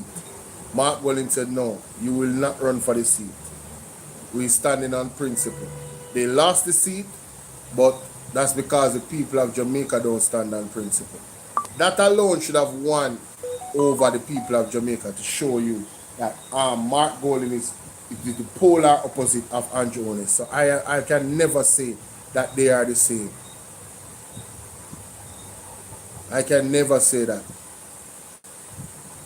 Mark Gold and the PNP has changed their strategy in how they deal with the Jamaica Labour Party. And he explained it on Perry in Christ's show. And I listened to him. Right? If you notice, this series from Dr. Alfred Dawes is only the beginning. It's not just him alone. The PMP is working crazy behind the scenes, gathering evidence to present evidence when it's in its full capacity, so the people can get a comprehensive look on what is really going on. So we, the people, can be empowered through information and then also understanding, like I said, what is our rights? What kind of country do we want? At the end of the day, we are the ones that have to decide. They always talk about that September 3rd gone already, but Andrew is continuously campaigning. Why do you think him cutting ribbons? Why do you think he keep praising his administration? He's campaigning for the next election. So while these lab rats come on our program telling us, say, September 3rd gone already, Andrew Holness is actively campaigning for the next election. All of them, them going to parliament, them do it. Arbin Hill did it the other day. Dana Morris Dixon continuously do it. Anytime they touch a microphone, they praise their administration for the wonderful job they're doing. So equally like how them can praise them administration, we can criticize when there's evidence to criticize. Anytime the lab rat come on the platform, or anytime the lab rat come out in the comment section, let them know that Andrew Holness continuously praising his administration. So if he can praise his administration where there is faults like the UHWI scandal, like the fertilizer scandal, right? Rather, right? Now the lack of oversight procurement in the Ministry of Agriculture, market meat, the drill that is under investigation right now, that not come out yet, The final findings, listen to me. It's going to be a very tumultuous term, short term for the Jamaica Labour Party and Andrew Holness. Very, very short term.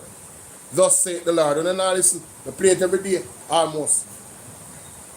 What the apostles say. And then in a war room Thursdays, me and Mark Stewart say, after January 30th, it's up. It's up. Look out, Jamaica, it's up. All type of things are going to happen simultaneously to this government and their officials. Lot of exposure, extradition, you name it. After January 30th, it's up. So be prepared for what is to come, and for what is to come, be prepared. And put on the boots and strap up and be ready for your bumpy ride. Whole heap of veils are going to be lifted. Anybody in a power, anybody where a part of any side we corrupt, PMP or JLP, veils are going to be lifted, ladies and gentlemen. Nobody shall be spared this era of judgment. You remember God. God bless you. I'm out. Peace and blessings. Kamika, thank you for your continuous engagement. I want to welcome you over to YouTube. Make sure you go and click my face and click my YouTube link and follow me YouTube. So if I am not live on TikTok, you can catch me on YouTube. Okay? I like the engagement from you. I want more people in the chat to be as engaged with the topics and be as opinionated. It enhances the conversation. Right? You don't have to agree with me. That's cool. We can disagree respectfully. You understand what I say? And I'm passionate. And I can be checked. You understand? God bless you. And I'm out.